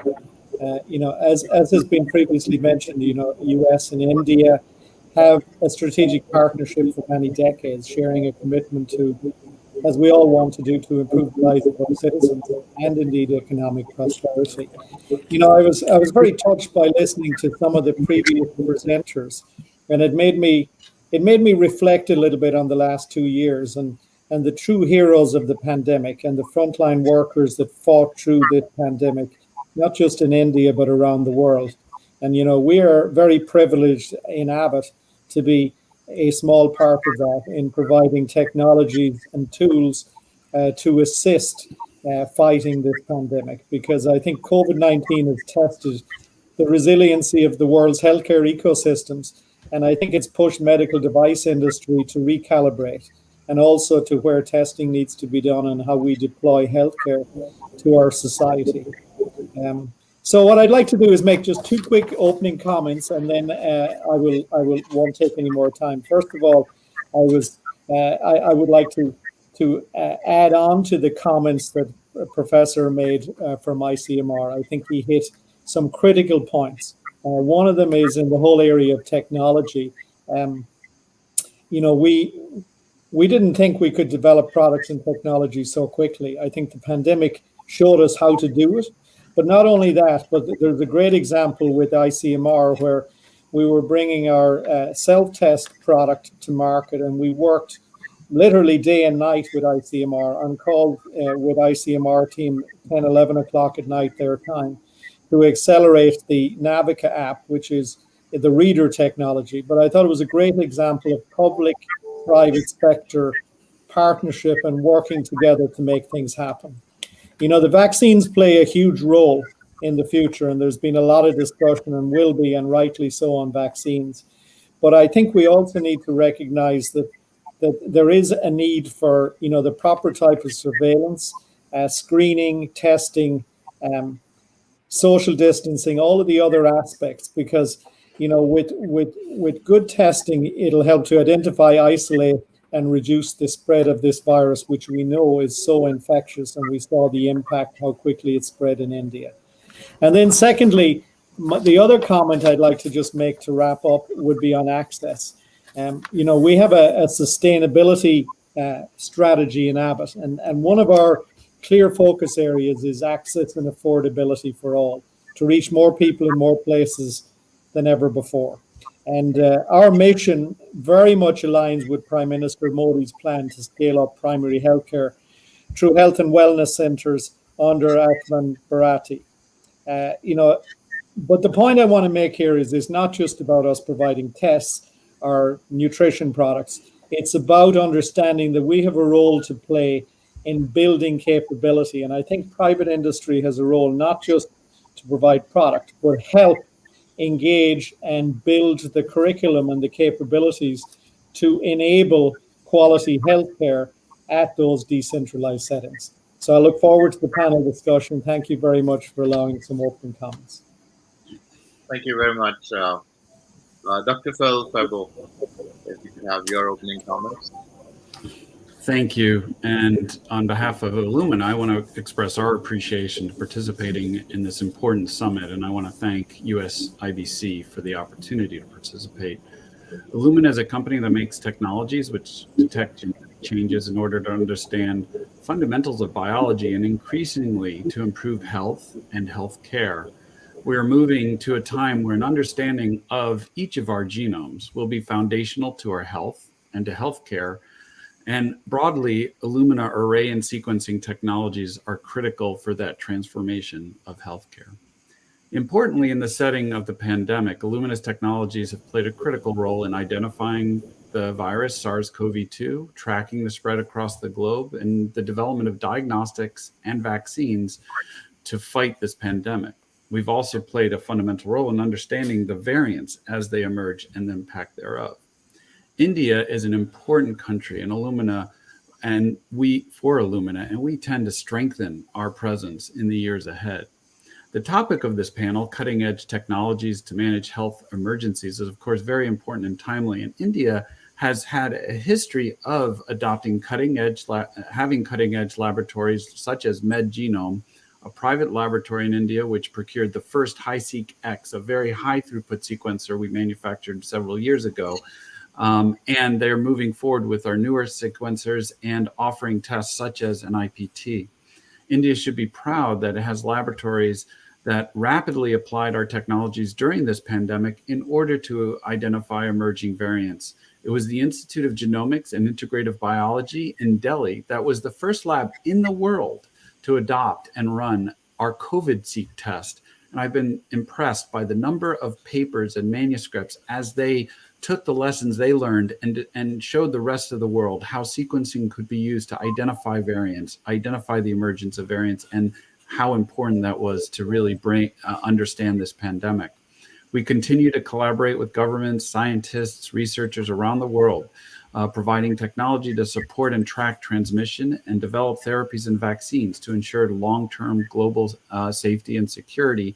And we see India's leadership role in the Asia-Pacific region and globally continue to rise. As we know, India has emerged as a critical partner in the manufacture and distribution of vaccines to developed nations.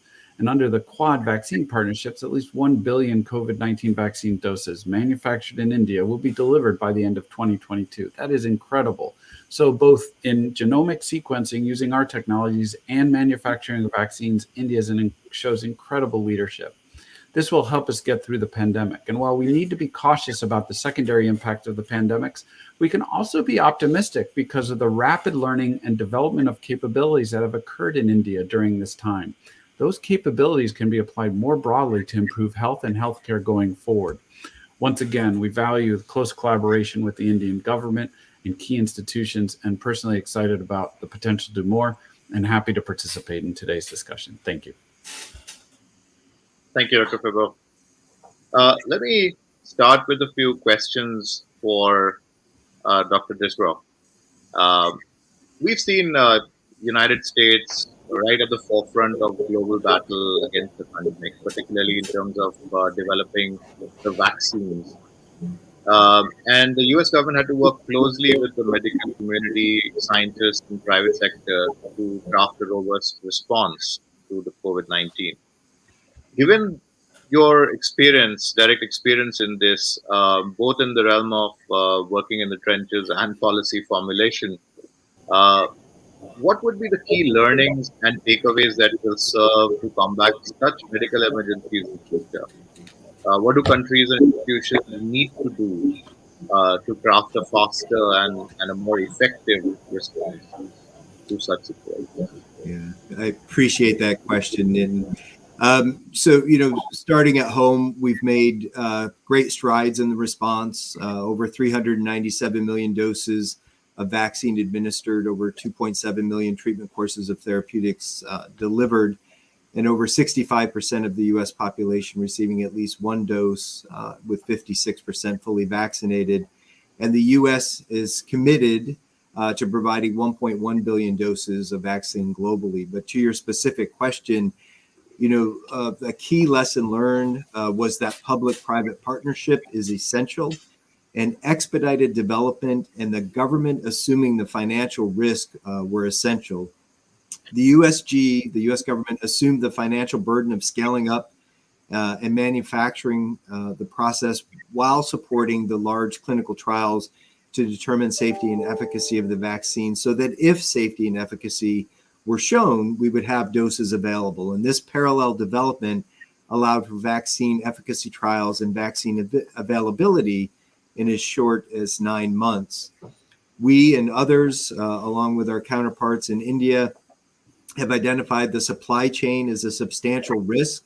This includes personal protective equipment, active pharmaceutical ingredients, diagnostic components and ancillaries, vaccine raw materials, consumables necessary for drug manufacturing, fill finish capacity, needles and syringes and vials. And for each of those that we evaluate, there are second and third order effects for their suppliers that we need to be conscious of. We are making investments to expand capacity for each of these areas to create redundancy in the supply chain. And these efforts will increase resiliency within the supply chain, both nationally and globally. And yet we must do more. And the administration has released the Pandemic Preparedness Plan with bold goals to better prepare for future pandemics. And I think this is a key for not only the US, but also for our global partners to look at. And the USG will invest in the development of prototype vaccines for the top 20 pathogens with pandemic potential, therapeutics and antivirals for those top 20 pathogens, as well as diagnostics that cut across those pathogens. And hopefully some of those would be agnostic to the pathogen as well. We need to support the clinical studies now to show that these therapeutics and vaccines are safe, and for vaccines immunogenic and efficacy where possible. And equally important, we need to manufacture these vaccines at commercial scale and validate the manufacturing process now so that we are better prepared to address any of the future pandemics. And we'd be happy to engage with you in the future as we move forward with implementing these plans. Thank you. If I may come to you, Professor Bhargava, we've heard, what the learnings have been in the United States. India, of course, had a particular challenge in battling this pandemic, particularly in terms of the scale and diversity of its population, as well as in terms of access to medical care, both in terms of physical availability as well as affordability. Uh, in terms of the pandemic also saw significant enhancement of government funding for improving public healthcare facilities. Uh, how would you look at this last 18 odd months in terms of key learnings from an India perspective in terms of adopting scalable technology as well as its deployment across such a large population base? Yeah, I think this pandemic is something, as I would say, like the Second World War, and the United States took the opportunity at the time of the Second World War and set up the NIH and set up the VA system. The United Kingdom took this opportunity and set up the NHS after the Second World War. These have been robust organizations which have tremendously helped these nations tremendously. So, taking a cue from that, the Indian government at this point in time is taking the opportunity of this pandemic to develop the healthcare system in every which way, whether it be biological biotechnology, whether it be health infrastructure, whether it be for universal health coverage. So the government is working very hard, and the momentum that we have achieved during this COVID pandemic, having given 920 million doses of vaccination over the last 18 months, more than 600 million tests being done across the country in these 18 months. So India has realized that there is a capability which is a latent capability which has to be unleashed in some which way, and the help which other countries have provided us have been very good, and the one provided by the United States has been phenomenal, particularly during the second wave, and also for the some of the components for the vaccine as well as the testing equipment. How I look at it is that India is poised for a great time as far as healthcare and health infrastructure development is concerned. And this collaboration that we have between India and the US, the North-South collaboration, we have to now, as an example of Quad has been given for vaccine manufacture, we have to utilize this North-South collaboration for the benefit of the South, whether it be the Far East or it be African nations. And there we together can contribute in bringing new technologies at a lower cost and scaling it up and helping in capacity building in the region and training people in the region together, again at a lower cost, so that it may benefit mankind as a whole. So from the government of India's perspective, we are now really realized, and I think all party lines have realized that health is a very important agenda, and we need to invest immensely on healthcare, and therefore the Ayushman Bharat and the Universal Health Program has been launched 2 years back, and that is steadily gaining momentum. And the National Digital Health Mission has also been launched about 2 weeks back. So I think there is going to be huge opportunities for key players from the US to manufacture in India, and it would be probably a dream come true if we can learn from what has happened with the automobile industry, with the Japanese setting up plants, and then it opened up the Pandora's box, and everyone started setting up plants in India for manufacturing of cars. This was in the early 80s. Now, for medical devices and diagnostics, and if companies like Abbott and Illumina and of the US set up their manufacturing plants in India and that'll ensure that the entire Far East market and the African market can be taken care of with low investment. These are some of the and India is very committed, as you heard the minister also talk, that we are natural partners and two largest democracies in the world with like-mindedness, and therefore what we have learned from this pandemic is that we have to be more closely united as democracies to fight these blueprint viruses of the WHO blueprint, and work on the principles of One Health, and I think share our data, share our knowledge, and learn. So I think we have a lot to learn from the United States, and there can be some things where we could also teach the United States, and therefore it will be a two-way channel. So I hope that will happen with the visit of our Prime Minister earlier last month, and with the U.S. business dialogue, that is the U.S. health dialogue that we had last week with the Assistant Secretary of HHS, Madam Lois, visit us, and we did sign some agreements. So I think sky is the limit with two big democracies uniting. I think it can be a huge, big program for the world. Thank you. Thank you, Professor Bhargava. I just wanted to pick up on one point that you mentioned about the launch of National Digital Health Mission, and it's early days, and you mentioned it's been 2 weeks. But it'll be interesting to hear your thoughts on how this can develop into a comprehensive and a universal healthcare safety net which covers our entire population. Yeah, I think it is really premature to really comment on how it is going to unfold.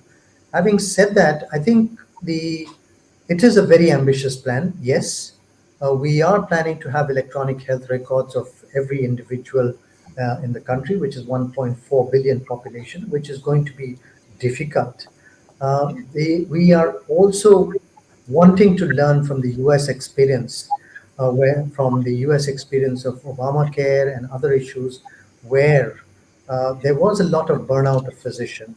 There was a lot of burnout of physicians in terms of data entry and spending time on just rather than just writing down small notes on the case sheets, to be doing it on the computer keyboard till late in the evenings. Despite the $17 billion that were provided as incentives by the US government, we have seen some roadblocks there. So I think we'll have to learn from those roadblocks in a big way. More importantly, we have to get our health infrastructure.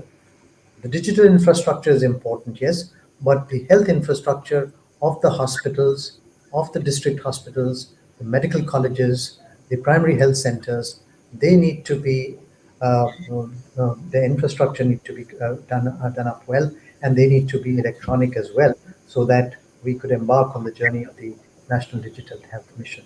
But I think it's exciting times for us, but at the same time, there is some apprehension of how it unfolds with time to come. We have demonstrated it very well with the COVID app, where we are collecting the vaccination data. We have the data of all the individuals that have been tested positive, and we're utilizing that for compensation and all that data. So from that perspective, we have demonstrated in this pandemic that we can handle large volumes of data well, but let's hope we will be able to deliver the same for the digital health mission. So but more importantly, we need to learn from the the positives as well as the negatives that the US has had whilst it was trying to develop the Obamacare and electronic health records, etc. Thank you. So clearly identifying the need for collaboration in that space. Let me move to Mr. Damon Hadaram. Abbott, we all know, has been at the forefront of launching multiple tests across the globe and support the governments in the diagnosis for timely management of the disease. The question is, of course, there's a lot of learning from here, how quickly, production was ramped up. But what would be the focus area for companies like yours going forward in enhancing R&D and innovation in diagnostic and devices space? Yeah, I think it's a great question. I would respond in kind of two segments, if I may. The first one is around innovation, and then the second area is in surveillance. So one of the things that really struck home to us in the innovation sector, because we've launched 12 tests for COVID, from PCR tests right through to antigen tests in the last 18 months, and 160 countries, over 1 billion tests now being deployed and tested in society. But as we've done that, we've seen there was two critical needs in innovation. One is the science. The science has to be top notch. You have to have the right quality for detection, infection detection, and infectious patients. But secondly, you need to also understand the needs of society. And what I mean by that is innovation is about the science, but it's also about the utility of where you're going to use the test. And the way we look at it is there is a symptomatic need where people are presenting themselves to care with symptoms. So you need to get testing. But there's also what I would class more like, safe economic recovery, where you do surveillance. Because one of the societal scars that has been left from COVID is that people need to feel safe again, to socialize again. So what we've found is the need for a testing maturity continuum, from testing by a healthcare profession through an ultimately, self-swabbing, and ultimately the ability to provide a home test. And the reason we've really delved into this innovation space is the importance of the segments and the settings in which we have to deploy diagnostic tests. It has changed the face of diagnostic testing in relation to point-of-care acceptance. We're deploying tests in airports, in the travel sector, in education, which we all know is going to be fundamental to economic recovery, as well as the safety of our next generation. With Diwali season coming up, the importance of feeling safe again in events and social, gatherings. And also in pharmacies, and ultimately in home tests. And the other area we're looking at in innovation then as well is, we believe that respiratory tract infection will probably never be the same again, because historically, flu, strep, RSV, when someone presented themselves to care, it was presumptively diagnosed. But now, with the identical type of symptoms between flu and COVID, we really believe that a clinician, when they get a patient presenting themselves in the future, will have to differentially diagnose. So one of our innovations areas we're focusing on is making sure we develop diagnostic tests that will allow that differential diagnosis to occur, so the proper treatment path can occur. And then secondly, I want to talk a little bit about surveillance. If we could go back in time and say 2 years ago, what would we do differently? How would we be more prepared for a pandemic of this global nature? One of the things that we in Abbott have invested in to help fight, or indeed prevent, the next pandemic is we're expanding our surveillance efforts under the Abbott Pandemic Defense Coalition. So it's a first of its kind scientific and public health partnership dedicated to early detection and rapid response to pandemic threats, so that we can deploy better control mechanisms early. In fact, for more than 5 years right here in India, we've been working with YRG Care in Chennai in disease surveillance for HIV, hepatitis, and more. So this type of partnership in surveillance management as well as innovation, and Dr. Braga earlier talked about the importance of working together collaboratively on clinicals. So we welcome the opportunity as we bring these flu COVID type tests to market in India, that we work with ICMR, with Dr. Bhargava's team to be able to bring technologies quickly to market and do the proper clinical research in India for India. So thank you. Thank you. Thank you very much. If I may move to Dr. Febbo, I think one of the questions about, is developing or creating a world-class vaccine production industry in India. And, there was reference to the recent Quad vaccine pact as well. So the question really I have for you is, how can India utilize some of the newer technologies like the next generation sequencing, etc., and how these lessons learned can be extended into other areas like biosimilars? Yeah, so it's been incredible to see the India leverage its manufacturing capabilities and focus it on COVID and really indeed help itself and the globe get through this pandemic. As far as how next generation sequencing can further help India and the globe be ready for not only for what happened with this pandemic, but in the future for future pathogens of potential risk. The first step is, in order to take advantage of vaccine infrastructure, you have to know the pathogen. You have to identify the threat. And next generation sequencing rapidly identified SARS-CoV-2 when it emerged in China. And certainly was that kind of information and understanding the genome was critical to develop diagnostics and vaccines. And certainly Pfizer and Moderna started making vaccines in January and February of 2020, which prior was just not possible. So you have to have the infrastructure to identify the pathogen and the threat. And I really commend the Indian government because they're already forming the India SARS-CoV-2 Genomics Consortium, or INCASOG. This is a consortium of 28 national laboratories to monitor genomic variations in the SARS-CoV-2 on a regular basis through a multi-laboratory network. Not only will that aid in the understanding of how the virus spreads and evolves and provide information to aid public health response, it's a vital research consortium that will also assist in developing potential vaccines, because as this virus changes, do we have to adapt our vaccinations in case variants emerge that are less sensitive, are resistant to some of the vaccines and their protective events? This kind of capability can then be leveraged and integrated with a growing number of international activities to try to be proactive and understand the next pandemic. And consortiums like INCASOG can participate globally. I strongly encourage India to participate in those efforts because it does require a global understanding to identify emerging threats, use next generation sequencing, and then target those pathogens with that infrastructure.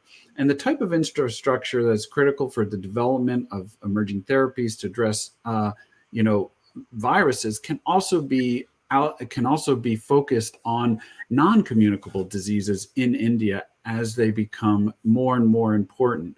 Cardiovascular disease, cancer, metabolic diseases like diabetes, those kind of capabilities to truly understand the disease, understand the interactions between the host and the disease in order to better define therapies, better understand the role of therapies, can greatly enable India to really leapfrog their capabilities in health. Thank you. I think I have two more questions to ask before we close. So let me come to you again, Dr. Disburn. There was a reference to the Quad and the agreement that was agreed at the time of the meeting between President Biden and PM Modi. How would you look at this, what are the areas of collaboration that you see between India and the US in dealing with these kind of global health threats? So again, as I mentioned in my opening comments, we have a long-standing bilateral relationship working on many issues addressing mutually beneficial healthcare goals. And as you mentioned during the dialogue, 2 memorandum of understanding were signed, one between NIH and India Council of Medical Research, ICMR, renewing their commitment to undertake collaborative research in infectious disease and global health significance. And then HHS and the Ministry of Health and Family Welfare formalized the joint commitment between the United States and India to strengthen and facilitate many aspects of scientific, regulatory, and health cooperation. And I know that antimicrobial resistance is another area of concern for both of us. And BARDA's CARB-X program and our joint efforts under AMR are another area for potential collaboration. BARDA through CARB-X is supporting an accelerator in India, the Center for Cellular and Molecular Platforms. This is one of India's premier life science innovation and entrepreneurship technology hubs. We also have a partnership with Gangagen Pharmaceuticals, a lead optimization program there. Also with Klebsiella, and I hope I said that correctly. They're developing a treatment for multi-drug resistant Klebsiella pneumonia. Bugworks, which was one of our first awards that we made in India. They're starting their first in human phase 1 clinical trial, is currently enrolling patients in Australia. And then Gyrox, direct acting small molecule therapeutic. So I think there's tremendous amount of opportunity for collaboration, both on COVID-19 lessons learned. You have some of the largest biopharmaceutical manufacturing facilities in the world through the Serum Institute and BioE. I just really look forward to additional discussions on areas where we can collaborate. Thank you. Professor Bhargav, if I can come to you on another matter that has been talked about quite a bit, is the challenge in India in the healthcare domain on the need for the public and private sector to come together for better healthcare outcomes. And this is also one of the things that is part of Ayushman Bharat. How can this trend be accelerated, especially in the light of this emergent sort of compulsions arising from the pandemic and obviously building the right healthcare ecosystem in the country? Yeah, I think as has been mentioned, that with the ICMR and the Bharat Biotech, we had an excellent private-public partnership with mutual respect, mutual trust, and were able to deliver the vaccine within 10 months, the whole virion vaccine. This was a classic example which will go down in the pages of history, how private-public partnership is successful, number one. Number two, how private-public partnerships are more important during the pandemic's situation. More so because it's the government which is going to take the risk more than the public players. So that we have seen in the US Operation Warp Speed. We have seen it in India as well. And I think that is making the private-public partnership more relevant, more so in pandemics. And I think the country is moving in that direction, whether it be for biomedical devices, whether it be for diagnostics, whether it be for vaccines, or even for healthcare. It is going to be more and more private-public partnership. With as I emphasize on the fact that during the pandemic, the government has the capability to take the risk more. And if we are to move from being the pharmacy of the world with generics, and if we are wanting to move into the space of new drug discovery and new molecules, whether it be for AMR, whether it be for orphan drugs or for gene therapy and other areas, then we will have to work in a private-public partnership and ensure that these products are available at a low cost, And because once it's a private-public partnership, there is some benchmark setting in terms of that the public market will be protected, or some sort of a commitment that we will be able to provide for, because healthcare will have to be a mix of a socialistic model plus a commercial model. Thank you, Professor Bhargava. May I just get the other panelists to quickly comment on this particular aspect of public-private partnership? Soren, would you want to give a brief comment on that? And then I can get to Dr. Further. Sure. So I think I mentioned it a little bit earlier, but I just want to reinforce again that, industry recognizes that public-private partnership is not just about providing a product. It's, as Dr. Bhargava said, it's about partnering and understanding how to deploy. But sometimes, the health infrastructure, the knowledge, and the deployment is important as well. So I think in a public-private partnership, it's a commitment to a solution. So, Ashban Bharat is very exciting, particularly for rapid diagnostics business, which I have responsibility for. And we have a real passion about how to get those tests close to the point of care and get a test in the moment that gives a diagnosis early in the treatment pattern and drives better health outcomes. So I think public-private partnership is a much bandied word. I think the criticality, as Doctor mentioned earlier, is to define the role of each party in working together. There's a commercial business interest, there's a societal interest, and most importantly, there's a public health interest. And I think that's where it's at. And the last comment I would make, and I know we're running out of time, is that, in disease detection, there's a real opportunity to partner together as well, to understand the epidemiologies and the priorities of a country, and then how industry, be it a pharmaceutical or diagnostics or nutrition or other, can partner together to develop the right technologies to enable diagnosis, treatment, and health outcomes. A classic example would be malnutrition. Do we really have a good malnutrition test today to enable better nutritional health, etc.? So very excited what we see the future that the Prime Minister is laying out with this vision. And we as a company haven't been in India for over 100 years, and pharmaceutical manufacturing and nutritional manufacturing already in the country. We're ready to go. We're ready to be part of this. Thank you.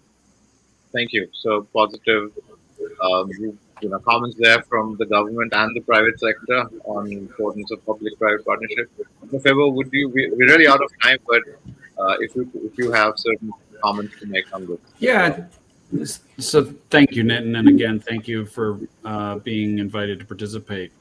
India, as a country of 1.4 billion people and a leader in Southeast Asia, as well as the globe, has an incredible opportunity to build upon the learnings from the pandemic, build upon the infrastructure, build upon its established capabilities in manufacturing to focus that efforts on improving healthcare for all in India and having the rest of the world learn. Dr. Bhargava's comments about learning from the United States, learning from the world is important because I think with public-private partnerships, with the adoption of emerging technologies like next-generation sequencing, there's a real opportunity to avoid some of the mistakes, learn from the mistakes, take the good, take the new technologies. India has proven its ability and has pioneering laboratories that already have the cutting-edge technologies. How can you leverage that and build for a future of a healthier India, coming out of this pandemic stronger and looking forward? And Illumina stands to partner meaningfully, just as stated. It's not just about a product, it's about bringing that know-how and figuring out where incorporation of that technology into the fabric of healthcare can truly take India Health to the next level. And again, happy to participate today, and we look forward to participating over the next decade, indeed, and further to help India with these health challenges. Thank you. Thank you very much. So clearly, from the discussion today, we can see there are opportunities for India and US to learn from each other, working together, immense scope for collaborating. Uh, Public-private partnership, an important aspect of dealing with the challenges, and therefore putting right frameworks in place for that to be effective. Technology, digital innovation, clearly the need of the hour to be better prepared to deal with a similar situation ever in future. So I suppose there are a lot of learnings that we are taking away from this session. Let me thank my panelists. Thank you very much for your comments, and it was a pleasure talking to all of you. Thank you very much. Thank you so much. Thank you, Nitin. Thank you very much.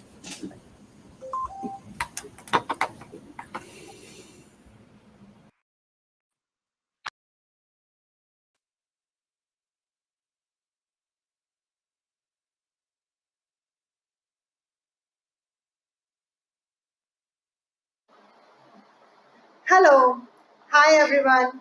Thank you. It's an honor. I'm Nandini.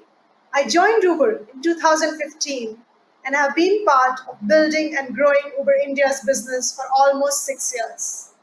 And now I'm a senior director heading business development for Uber across Asia Pacific. 2 decades ago, when I was studying and living in Mumbai, I used to dread every monsoon season because it was impossible to find an auto or a taxi to go back home. And now I use Uber almost every day to go to work, to run an errand, or to even go see my parents out of town with an Uber intercity. Uber has changed the way we move today. And that's the incredible opportunity for Uber in India and for hundreds and millions of Indians. Uber was started by Travis Kalanick, and the idea struck him when he and his friend could not find a way to go home on a snowy night in Paris in 2008, and the rest is history. He was very committed to making Uber a success in India, and Uber launched in India when the first trip happened in the city of Bangalore in 2013. Uber, its product market fit very early, and that fabled hockey stick growth that I'm privileged and I'm proud to be a part of. Drivers love the opportunity to work with Uber, flexible earning opportunities with dignity. Consumers found a safe, affordable, and an easy way to move around town. And Uber became a central fabric of our cities. And personally, for me as a woman, it gave that immense independence, flexibility, and helped us bridge that gender commute gap. Now, 8 years into the country, we still have massive untapped potential. And we, the Uber leadership team, are focused on 2 things. First, we want to make Uber adapt to India. We want to move how India moves. We have launched new form factors and continuously evaluating. For instance, we have 2-wheeler, moto, 3-wheeler, Uber Auto, live in India. And we recently launched shared buses. Secondly, we also want to be available in the heartland of the country. We will be live in 100 cities by the end of this month. And we know we are going to be there in several hundred more in the years to come.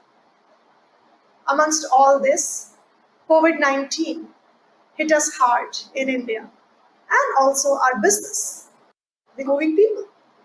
The first thing we did was to tell our customers to stop moving. It was a bold decision, but the right one at a time of such uncertainty and medical advice. Second, we wanted to support our communities in such difficult times. We launched Uber Medic, a service to support our frontline workers to move our medical supplies and oxygen and at times of lockdowns in the safest way possible.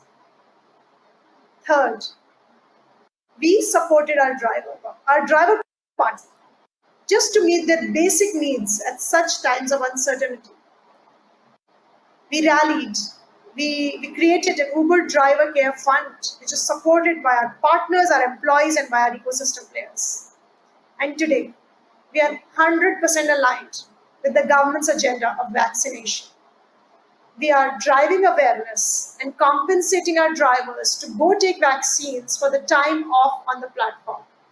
And we are also supporting minority groups with free rides to go to vaccination centers, because all of us need to get vaccinated as fast as possible. I'm happy to share that 200,000 driver partners have got first jab today already on our platform. And from here, it is great to see that cities are moving, that things are opening up, offices, establishments, entertainment hubs, and as cities open up, Uber moves. I'm happy to share that business recovery is strong. Our auto and motor products are already back at the pre-COVID levels. And now, even our rides portfolio is coming back strong with so much momentum around us. We are excited to build back better in the coming months with all of you and bring that energy back around us. Where do we go towards the future from here? Especially in a country with such diversity as well as top polluting cities in the world. We believe Uber has a big role to play to be a part of the solution. It is going to be threefold: shared, electric, and multimodal. Shared. Shared means less cars on the road, more efficiency, more sharing, and more innovation to launch new products, be it Uber Pool, Uber Commute, or the shared bus shuttles we launched recently. And we will continue to invest in this theme. Second, electric.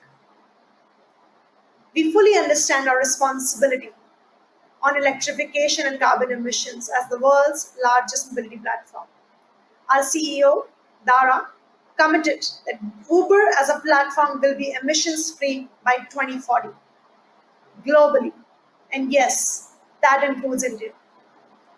Within India, we are actively working with our ecosystem players, our partners in OEMs, charging infrastructure players, fleets such as Lithium, Sun Mobility, and Yulu, to accelerate the adoption of electrification in the country. We also truly believe that Uber has a massive role to play here versus personal cars in converting the current trips happening on the road into electric trips. Just last week, we launched a Green Mobility Challenge with the Startup India and iCreate to find the best ideas, the best local ideas, and fund them and enable them to drive the electrification in the country. Third is multimodal. We at Uber completely believe that all modes need to exist and they complement each other. We have partnered with the Delhi Metro to solve for first mile and last mile. We've worked with the top airports in the country and have also launched journey planning, which means providing real-time schedules and choice to the end consumer in the top cities so they can make an informed choice across different modes of options. Climate crisis. It is the crisis of the century, and we at Uber are committed to play our part in it. Lastly, Uber is in India for the long haul, and we want to innovate and enable and make a difference to this country. We are also completely aligned with the top of mind priorities for the government: reducing carbon emissions and creating livelihoods as we come out of this pandemic. Thank you so much for this opportunity. On behalf of the Uber India team, I wish this summit an incredible success. Good evening. We have concluded today the first day of the India Ideas Summit, celebrating our 46th AGM of USIBC. We have had an interesting day, which started with Foreign Secretary Harsh Shringla and US Deputy Secretary Wendy Sherman, providing reflection on how Prime Minister Modi and President Biden are working to further elevate a bilateral strategic relationship cutting across defense and security issues. These include new initiatives under the Quad, focusing on vaccine diplomacy, technology, and climate. As echoed by some of the speakers today, the pandemic has been unprecedented and disruptive for both economy and society. Even as the novel coronavirus continues to loom large over our lives, dictating how much each of us have to live with this, work, and interact, it is likely to lead to long-term shifts to consumer behavior, governance models, and corporate decision-making process as well. Having said that, it has created new openings for managing systematic changes and overcoming the VUCA complexity and the world in which we are going to live in future. I quote Walt Disney, who once famously said somewhat bluntly, "You may not realize it when it happens, but a kick in the teeth may be the best thing in the world for you." The observation is now coming true for many of the entrepreneurs and businesses, like all of you who are representing at the AGM, taking the emerging challenges head on. The most tangible impact that has been witnessed is on technology, adoption, and general versatility with digital commerce and content. There is also perceptible acceleration for financial inclusion, adoption of technology, and e-governance from governments around the world as like-minded democracies seek to create redundancies in critical supply chains. The private sector, as we all heard, have adapted their decision-making processes to accomplish smarter data and digitally driven operations and to invest in intelligent workflow based on the automations.